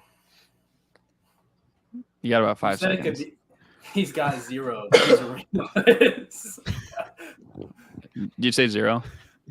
No, I'm saying 1. Are you going 1 or 0? I'm going 1, bro. Okay, well, you're wrong. You It should have is stuck 0. with 0, buddy. Should've said that, bro. 0. That's crazy. So, Steph, if you get this, you win this round again. Your player, he played for the Lakers. Michael Thompson. Ooh, you gave me a good one.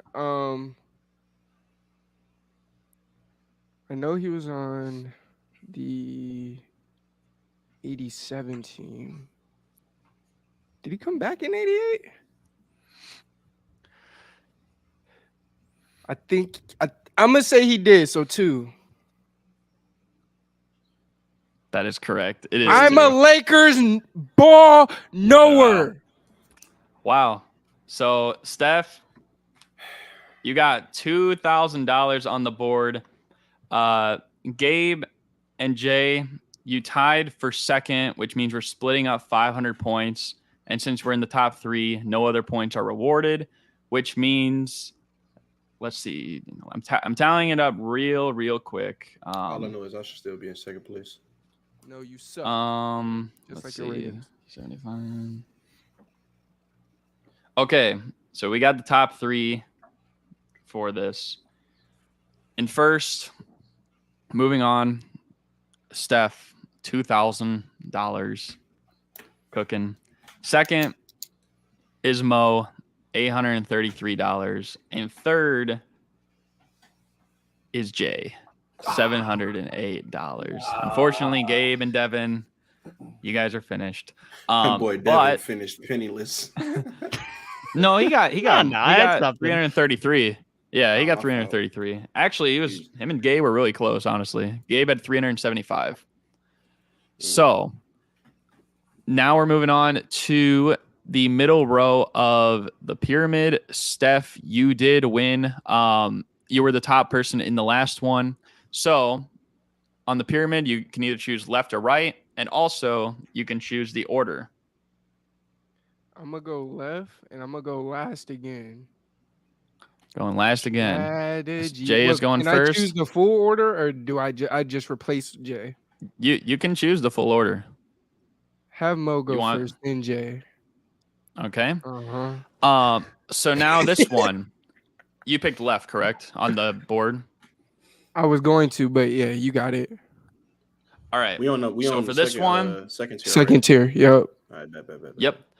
So this one is about jersey numbers. You guys will I'm keep fucked. naming I'm fucked. a player of that jersey number I give you until only one person remains. Okay. Okay. So, Can you give me And- 99, please? and this is one too where you guys at least all have to go one round. You know, if like let's say Mo doesn't get it and Jay doesn't get it, like Steph would at least have to get it, or else it's like you guys all tie. But if you guys all go one round, then it's like third, second, first, because it's like you guys all get a chance. Also, it rewards winning in the bottom row. So that's why we're doing it the way that we are. So the first number we are doing, and you have 10 seconds as well. I have the numbers in front of me to verify. The first number we are doing, starting with Mo, players that wore number 23. Michael Jordan. That is correct. Jay, LeBron. that is correct. Steph, Draymond. that is correct. Mo, Ah, shit. Damn, who won number 23? Oh, yeah, I'm out of there. you got about 5 seconds. Wait a minute. Yeah, I'm out of there. I'm not gonna lie. I'm out of there. Yeah, damn. And your time is out. So Mo, you are third. Jay, who's a 23? I'm not gonna lie. I might be out of here too, bro. That's No, crazy. wait. Before Does it number have to be 23. current? It could be anybody I said Oh, Michael say Jordan that. first. ever. It could be even a current player that wore 23 at one point. Say that. Shit, I ain't gonna lie. Draymond was my last go-to. I got nothing in my. I'm a back uniform pocket, kind of Bro. dude. Hold I'm on. a uniform kind of dude. So bro. You got about 5 seconds. 3, 2. Yeah. Nope, you don't got any. Bro, Steph, I if you can't have believe- one, Anthony Davis. Whoa, my God. that is correct. I What are we had What's the doing, number, Butler in bro? my head. What He was said that number, 23. bro? It was 23, 20, bro. 23. 23. I can't. No, bro, believe you I ain't got just Fred, give up. bro. You had Fred VanVleet right there. Bro, I'm not gonna lie to y'all. I had some names lined up, but neither one of y'all said AD, and that threw me off because I was about to say Kmart. I was about to say Jason Richardson. I was about to say some names. I can't. So the believe way y'all- we are doing it too is we're doing as many rounds until someone wins 4. If you tie, you get credited as well for a win if the tie is for first. Currently though, Steph, you have 1 point. If you get the 4 first, then you win first place in this one. Oh, Trent's here. What's up? My God. Hey, birthday boy. If it ain't the birthday boy himself. Happy birthday. Birthday. What's What's going on? Um, What's going on with y'all boys? You missed Jay's terrible much. We're- redraft.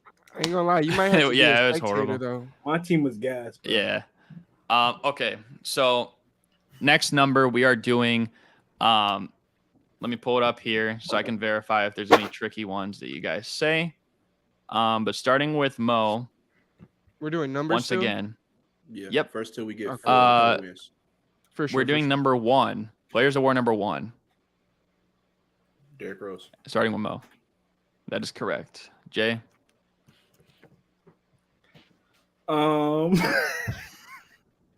No way, bro. What are Oh we my. doing? Jay, Oh my god, bro, this is bad, bro. Number 1.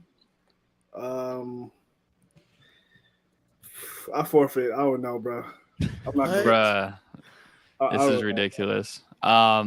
Steph, The GOAT himself in Garrett's eyes, Oscar Robinson. it's a good pick. Mo, D'Angelo Russell. yep. Steph, Is Jay out? Okay. Baron Davis. BD. yep. Nah, we Mo? not that. I gotta think now. I'm terrible with jersey numbers. Absolutely terrible. Is there a famous number 1 for the Celtics I could think of? You got about 5 seconds. Damn. Come on. I got my next one. 3, Shit. 2, 1. Steph, what is it? T-Mac. That is correct. I was going to say Like I Devin Booker too, but Like I said, I'm Um, terrible with jersey numbers. So Steph is 1, wait, is 2. Devin Booker even number 1? I think He is. Yep. So we're moving on to the next number. Hopefully Jay can get one. So the next number, starting with Mo once again, number 7. Jaylen Brown. I got this one. That is Carmelo I was going to say Anthony. you better have this one. That is correct as well. KD. That is correct. All right. Number 7. Who the fuck were number 7 besides those 3 players? God damn.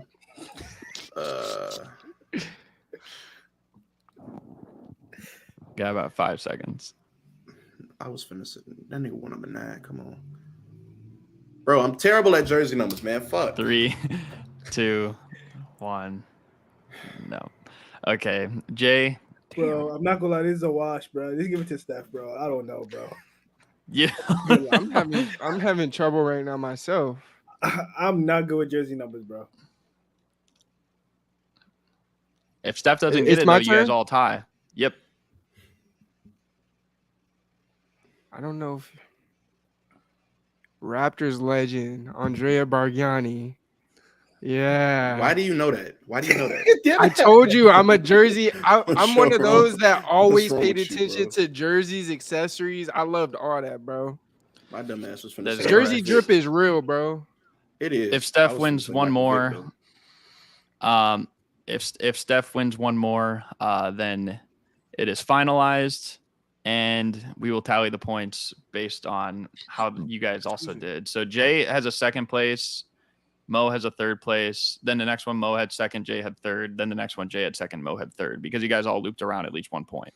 Yeah, So I to tie it up, I know, like you're not doing too hot, Jay. Really, you should be in last if you ask me. Anyways, if Steph gets this though, Mo, you need to get second, outlast Jay, to tie it up currently with the points. But we are moving on to the 4th number, It's number 10. Starting with Mo. Ben Simmons. That is correct. Jay. Number 10. I want to say that's the number. I could be completely wrong. That's the number that D Rose wore when he came to New York. Hell no. What the fuck? Jay. That is incorrect. Jay, That is That's incorrect. strong as shit. Wait, don't. Jay. Bro, That's it. Oh, you All just right. gave me one. That's the you one just I was gave, gonna you just gave say. Steph an No, answer. to be okay, no, yeah, to but be yeah, fair, that's yeah, the one yeah, I was yeah. gonna say. That is the Okay. one I was gonna Yeah. say. So That is Bro. fair. Okay, Jay, you're third on this one. Mo, back to Mo though for 10. For number 10, I Yep. want to say Spencer. Then we also were number 10. I don't know why I'm thinking of him. He did not wear number Damn it. 10. Do you have one, Steph? Either way, you're going to get 4 right now, but otherwise it'd be a tie. If you get one here, Mo and Jay will tie for second. If you don't, Mo will get the outright second place.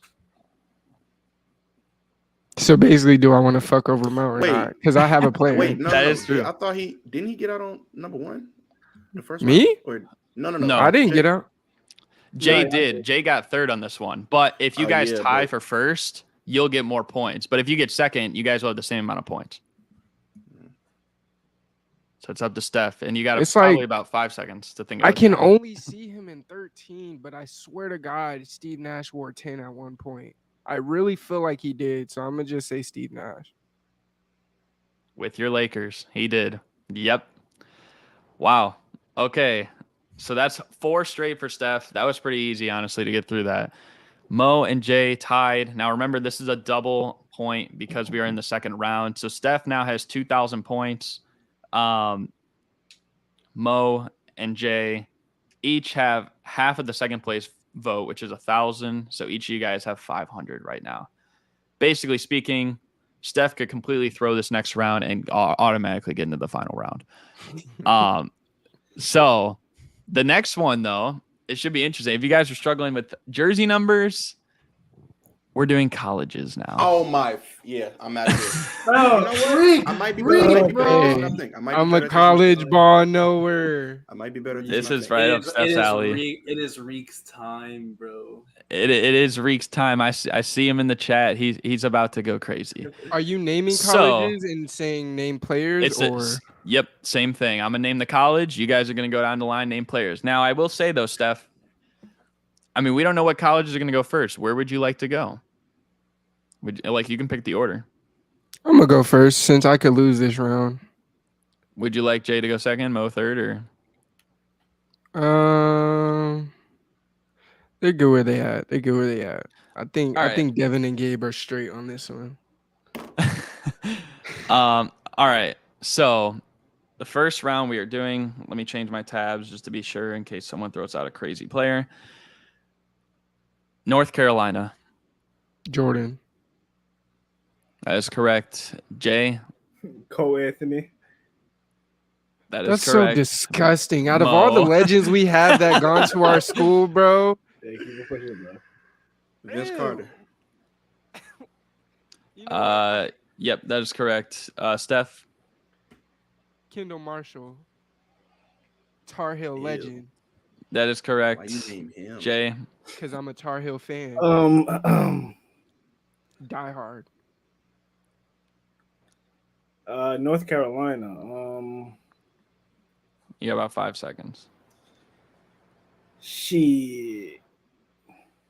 3, 2, 1. Fam. There's 0. no way, bro. The amount of legends Okay. to go through Chapel Hill, bro. If you gave me Back Duke to Mo or- though. Bulls legend Kobe White. That is true. Yes, Bulls sir. legend Kobe White is on there. Back to Steph. Proud of you, Mo. We gonna go with. I got so many choices, but I'm gonna go with James Worthy. That is correct. Mo. Tyler Hansbrough. That's a good pick. That is a good one. He did. I'm gonna go with a guy that I don't think many of Garrett probably knows, but Billy Cunningham. It's a good one. He is indeed on there. Mo. Bro, We gonna be going forever. His brother puked. His brother puked on the national championship. Was it what was his last name? Cam Johnson. Can I give Cam him Johnson one? go there? Yeah. Yeah. It Yeah. is. Steph. You were talking about Puff. You were talking about Puff Yeah. Johnson, by the way. I'm tapped out. You got this. Oh no, I know you tapped out. I'll give you two. I'm gonna go Nas Little, and I'll give him Theo Pinson. I'll give him that one. All right, well, And then we gonna that's come nice right answer, back, and I'm gonna go Jerry Stackhouse. Theo Pinson. All right. What if So you Jerry just tell me Stackhouse what and you Mo. want me to say? Theo Mo, you're up Pinson. now. Yeah, I don't. Well, yeah, but he's yeah. Just think of some legends, bro. Fucking. You got about 5 seconds. One of them's on TNT 3, right now. 2, 1. Kenny the Jet Smith. All right. I'll count it. That was right at the buzzer, even though you Yeah, basically helped him Buzzer out. beater. Buzzer beater. Steph, back to you. I'm not gonna lie, I'm close to tapped, but we forgot to mention Harrison Barnes. That's Sorry, a legend. legend. Yeah, I'm you not did. That was I was what I waiting was on You're, that. you're tapping out. Well, you can. Tap. No, I was gonna say you can have that one if you want it. I'll go Danny Green. Now you got one more. Cool, Harrison Barnes, and now I'm fucked because I don't know. What is even going on? Okay. My bad. I'm just Back having to fun. Steph, I guess. Justin Jackson. That is correct. Mo. Damn, I'm trying to think. When I think last year was like the first year in a minute UNC ain't had no like first round pick or a lottery pick or something like that. T-Rex 5 arms. Shit, I don't know. T-Rex arms. Think of niggas in the league. Nigga Desmond. 3, Nah, he went to TCU. What the 2, fuck? I don't know shit. 1. That is incorrect. I was talking about Danny Green because he run like this. Bro. Um, Y'all say Vince okay. Carter? Yeah, He I was said said early. Vince Carter. All right, If I would have said All Kobe right. White, I would have been out of there because he would have. So, second round, we got. Let me pull it up in case you guys list somebody. I'm like, glad really North Carolina absurd. was the first school. That's my that's my school, bro. I mean, they are a popular school, but now we are going to move on to Duke, starting with Steph. Christian Leitner. Most random. Hey, That is that's correct. our rivalry. So I definitely know. Jay. Zion Williamson. Bro. Yep. Mo. Cam Reddish. Yep. Austin Rivers. Steph. RJ Barrett. Yep. Yep. To both those, Alright. Mo. Josh Jackson. Ew. He went to Kansas, buddy. Mm-mm. Damn. That is incorrect. Fucking blue. So you're out for this one. Jason Tatum. That's that's correct. crazy. That's crazy that Mo didn't say Tatum, bro. Trey Jones. That is correct. Brandon Ingram. Yep. Paolo Banchero. Mason Plumlee. Yep. Yep. Willie Cauley-Stein. Gary Trent Jr. Wait. You're wrong. You're wrong. You're Oh, wrong. he was wrong? Yeah, He you're was wrong. wrong? Willie Cauley-Stein Kentucky. went to Kentucky. He Oh, went you're to right. Kentucky. Wrong blue fucking. Hey, Damn I it. was right. You lost. Steph wins the points for that one. Yeah, I was thinking in my head, I'm like, I swear he went to Kentucky, and I'm Yeah, like, yeah, he nah. was on the undefeated team when they lost to Frank Kaminsky. That's my Thank you- bad. I thank was you, just Joseph. I was just Thank you, naming Joseph. players. Yeah, you you right. almost got me slipping. I will say, because I'm going through like 100 names to verify each one. That might be like Bro, Yeah, I was gonna suspicious, say but- Duke has a lot of pros. they got Joe Fraud in here, bro. Grayson Do Ohio Allen, State whole ass. I next. could've Do said Ohio Grayson State Allen. next. Y'all coulda Garrett. said The streets Grant need Ohio Hill. State. Ohio State is indeed on here. Is that next? We need Ohio State, All bro. right. I need It to is. hear- I need It to is. hear It this. is not next. It is not Oh, next. thank But you know what goodness is it's not That'd be next? tough. What is next though is UCLA. Darren Collison. Okay. Who just you said Darren Collison? Russell Yep. Westbrook. Jay. Yep. Mo. Lonzo Ball. This guy, bro. Yep. Kevin Love. Steph. Yep. Jay. LiAngelo Ball. Does that count? He didn't. Did he ever play. play a No, game for them?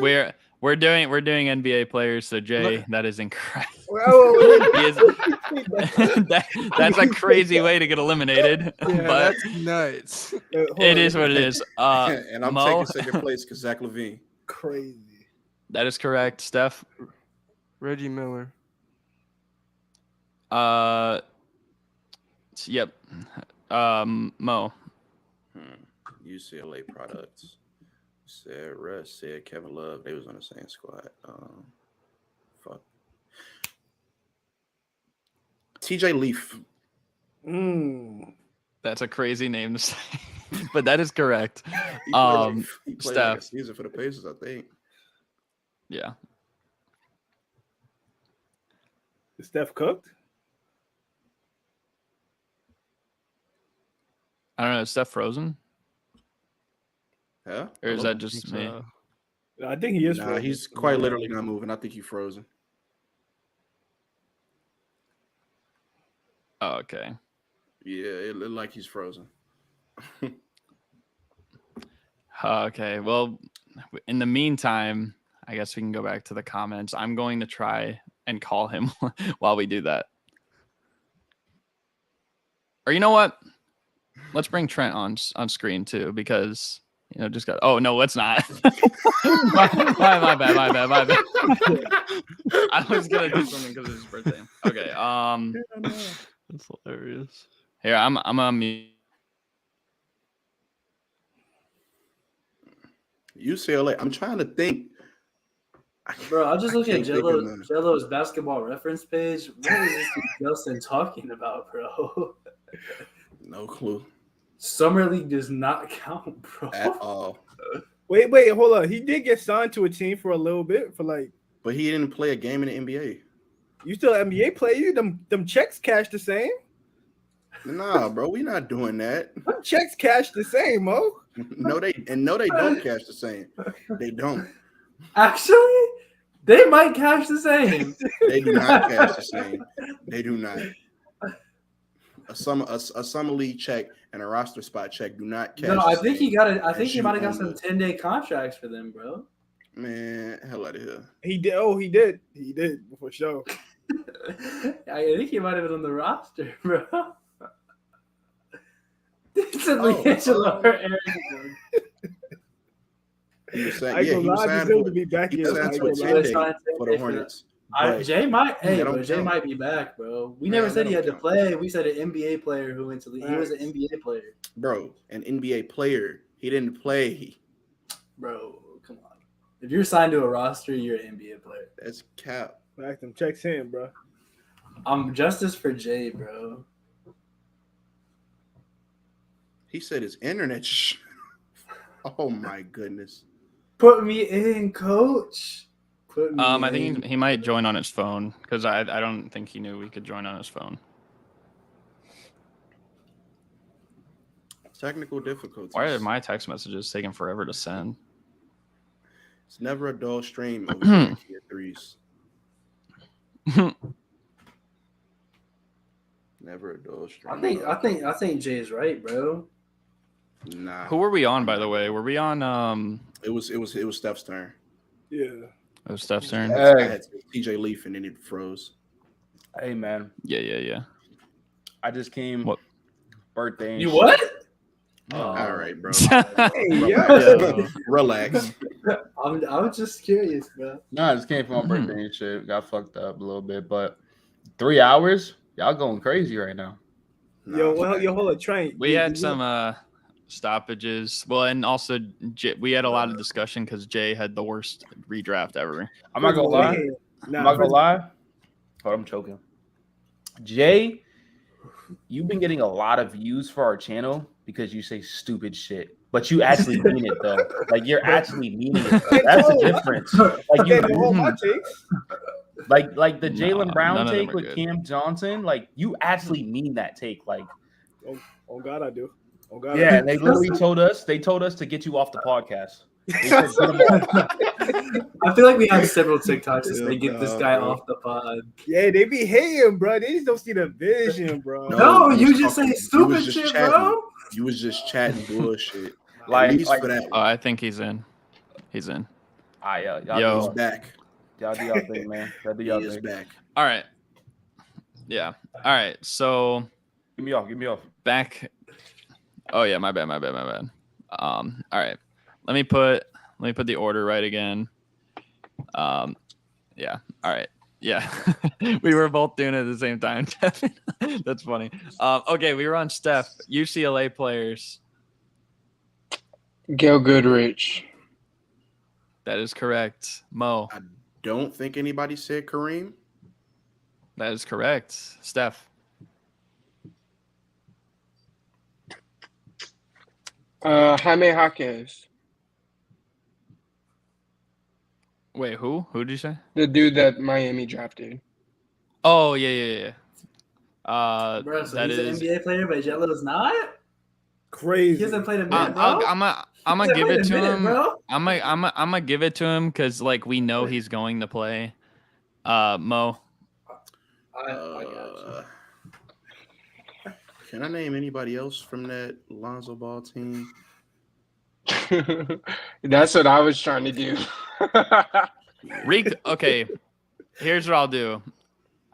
Because Reek makes a good point. He technically hasn't played yet, and Steph has already bid into the finals. If Mo names it, he gets first place on this one. Well, That's shit. I have to name it first. That is true. If not, it's a tie.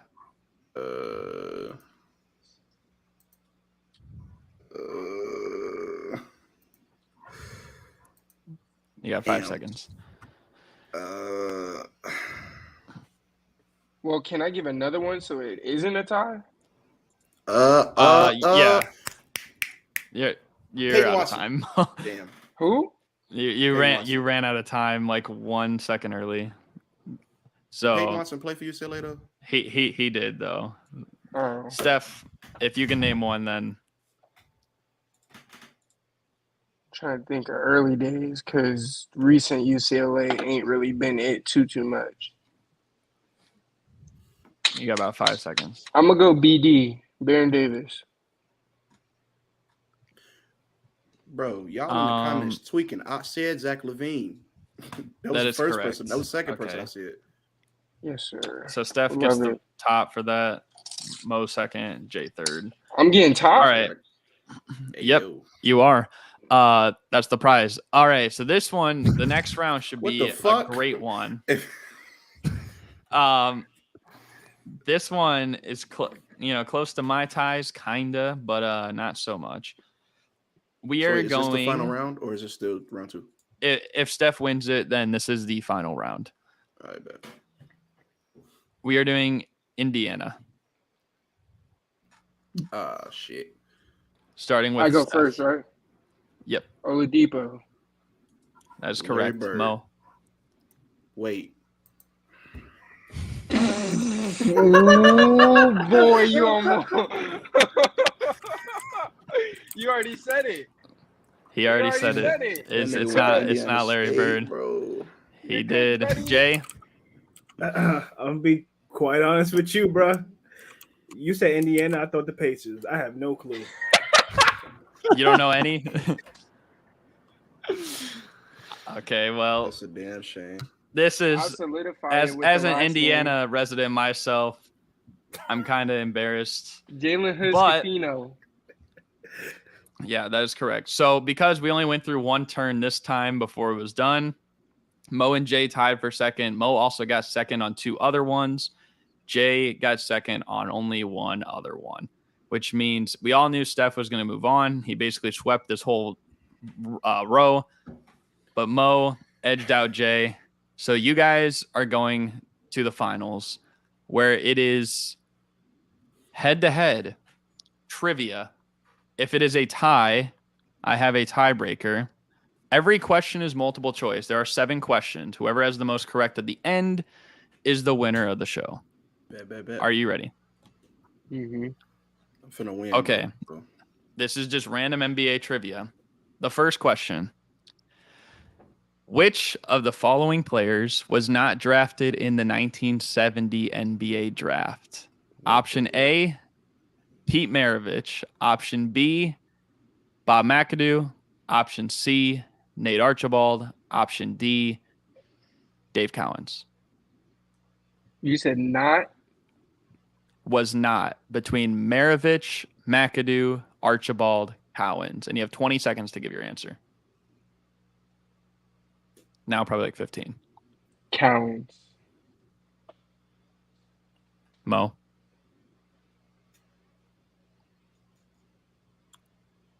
Archibald.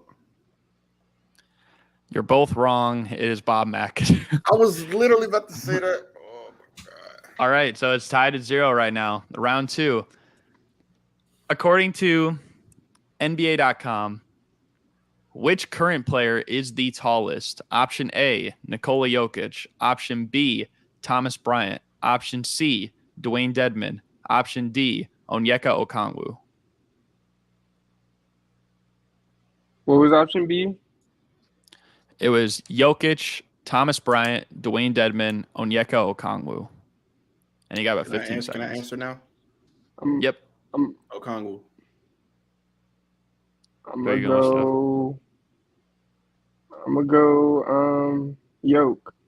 Fuck it. The correct answer is Nikola Jokic. So Steph has 1. Mo has 0. Round 3. Which of the he was like the shortest of them all. He was like 6'9" or 6'8". What was I thinking? Which of the following players has won the most NBA Finals games, individual games? Option A, Michael Jordan. Option B, Kobe Bryant. Option C, LeBron James. Option D, Kareem Abdul-Jabbar. Kobe. Wait, no. Fuck, I said his name. He answered already. LeBron. Oh. You're both wrong. Yeah, it's actually Kareem. Yeah. It's Kareem I Abdul-Jabbar. knew that. I fucked up. That's why I said no. How many he been to? He got to it's win his individual first games that he won was like the question. So, yeah, but how many he been to? Oh, well, I guess it don't matter. 7 games. Yeah. Okay. So still 1-0 Steph. There's 4 more rounds. Question 4. Which player has never played for my very own Chicago Bulls? Option A, John Starks. Option B, Nate Thurmond. Option C, Larry Keenan. Option D, Wally Zerbiak. B. That face is hilarious. What'd you say? I think B, whoever B was. You threw me off with this. Whoever C was. So Nate. But B. So Starks, Thurman, Keenan, Wally Zerbiak. You're going with Nate Thurman? I'm going Thurman. I'm gonna go with John Starks. I think Nate Thurman played for us. I'm pretty sure John Starks played for y'all. You're both wrong. It's Damn it. Wally Nate Zerbiak never played.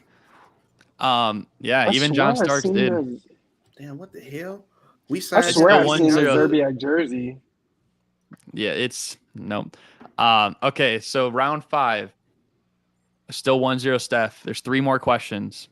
Damn, How many shit. times has an NBA Finals series resulted in a sweep? Option A, 6. Option B, 7. Option C, 8. Option D, 9. 7.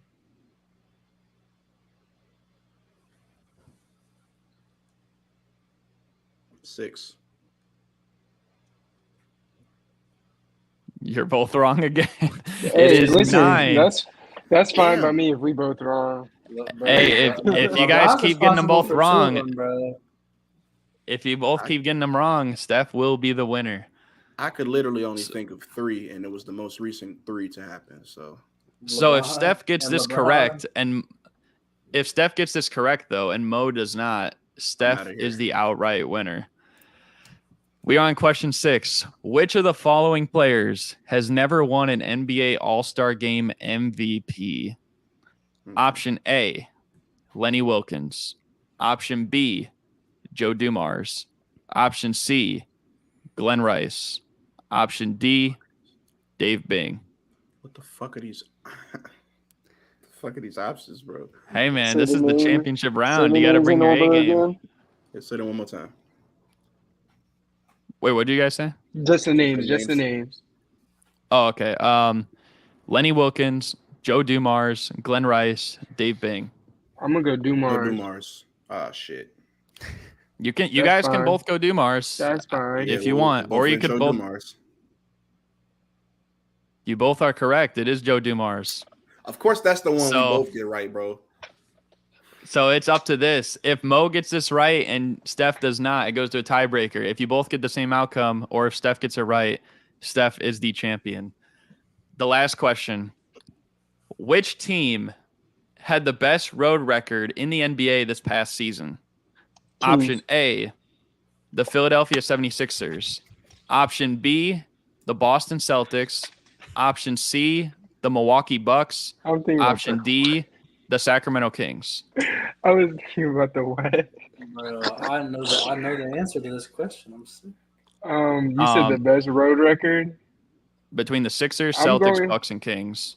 I'm going Kings still. I'm gonna go with. I think that's wrong because I think they had like the best home record. Give me the Oh, you're Milwaukee right. Bucks. You're right. The correct answer is the Milwaukee Bucks. Let's go. Right. That is a Let's get clutch it. pull That hurt. by Mo. That's a clutch pull by Mo. So, Let's get it. you know what? How should I do this? I have 3 tiebreaker questions, but I'm trying to figure out which one I should give. Okay, both you guys pick a number 1 to 3. 3. Mo, 2 and 3. All right, so you guys both picked those numbers. We're going with number 1. Okay. This is the ultimate tiebreaker question. Whoever is closest is the champion. How many seasons? And you're gonna laugh at who it is because you guys are probably gonna be like, "What? How many seasons did Jeff Petrie play in the NBA?" Fuck off. 10. It's sad because I know that name, but I only know it because of my team, bro. That's sad as fuck. My answer is 10. I don't even know who that is. So 10. 6. The correct answer is exactly 6. And Steph, that's crazy. Wow. That is bullshit. crazy. That's bullshit. What a pull. If you guys, so Yeah. the second tiebreaker was Robert Parrish, 21 seasons. The third one I put Sleepy Floyd. That was 13 seasons. If it was Robert Parrish, I would have answered like 20 plus because I know he was a longevity monster. Damn it, man. Hey man, I left it up to you guys to decide. But Steph, even with the Wi-Fi going out, is the winner. That shit crazy. If I just said Bob McAdoo, I would have won. Crazy. That is true. Steph, how do you feel? Hey, man. I'm going to just say, I want the floor with y'all niggas. Y'all suck. Y'all suck. Cap. You said, Cap. hey, No, you hey, didn't. hey, this No, is you my didn't. time. This is my time. Hey, somebody mute him. I got you. Crazy. Thank you. Jay, you suck. You blow. Go play Pirtle. Go play in any NBA trivia game. You know what? What helped me? Go on Basketball Reference, and this might be a content idea. Look at those 10 players, random players. Start guessing them. You'll start learning some players. Mo, you just like your Ravens. Come up short every single time. Some bums. And Devin and Gabe, y'all just got some bad straws pulled at the end. I'm sorry for you guys. But JMO, it was a sweet. That's crazy. Wow. GG's. That's crazy. I appreciate the gracious answer. GG. That last question was bullshit, Garrett. I don't like that. Hey man, in all fairness though, for most of this, for especially the second round and also the first round, Steph was kind of cooking the whole night. So it's only right. Let the record show. I was like the clear second place. So Hey man, you Whoa, did wait, get So wait, you were wait. first Hey, class? So hey, you were first bro. class? I wish John was here right now, bro. Squeeze. What would John say? What would John say? If to you're that? not first, you're You're last. not playing. I was You're not one playing bullshit winning question away trivia. from You're winning. not playing winning trivia. That's a good one.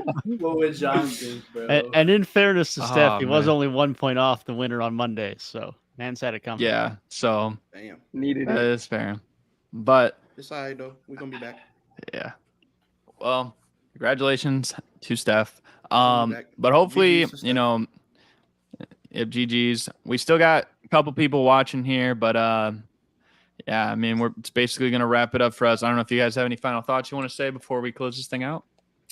Hey man, Have you streamed? congratulations to Steph. I got next, bro. Hey man, I just want to Uh, say W stream. This was probably our best stream thus far. W vibes across the way. I loved it. Everything we had about this stream was great. And hey, get ready for me to be key holder because it's about to be a great episode. I feel like he might only be saying that too because he just won the most intense final to the mini game ever. Literally came down to the tiebreaker. So hey, Did it Hey, though? man, it was a good Did it battle. though? It was a Let's good be battle. honest. Did it If I would though? have said What do you Sean mean? What Kemp do you was a mean? fucking You got the last supersonic, question bro. wrong. I answered it right. Back to back, And then back to back streams where it's come down to the last, like just one thing changed it. So that's pretty insane. But no, we appreciate all you guys in here. You know, all the guys that came out through the whole show. Y'all gotta sleep. Yeah, Oh, God. it is getting late. It's 12:30. It is getting late. This did go a little bit longer. We had some internet issues. I thought my internet was going to go out because it was like literally lightning right outside right when we started. So I'm glad that we pulled through. We made it well. Tune in to see us again on Saturday, same time. You guys know the deal by now. Right here. But down here, be sure to like, comment, subscribe if you haven't already. Again, hope you guys enjoyed. Thank you guys for watching, and we're out. Peace. Yeah. I'm gonna join this.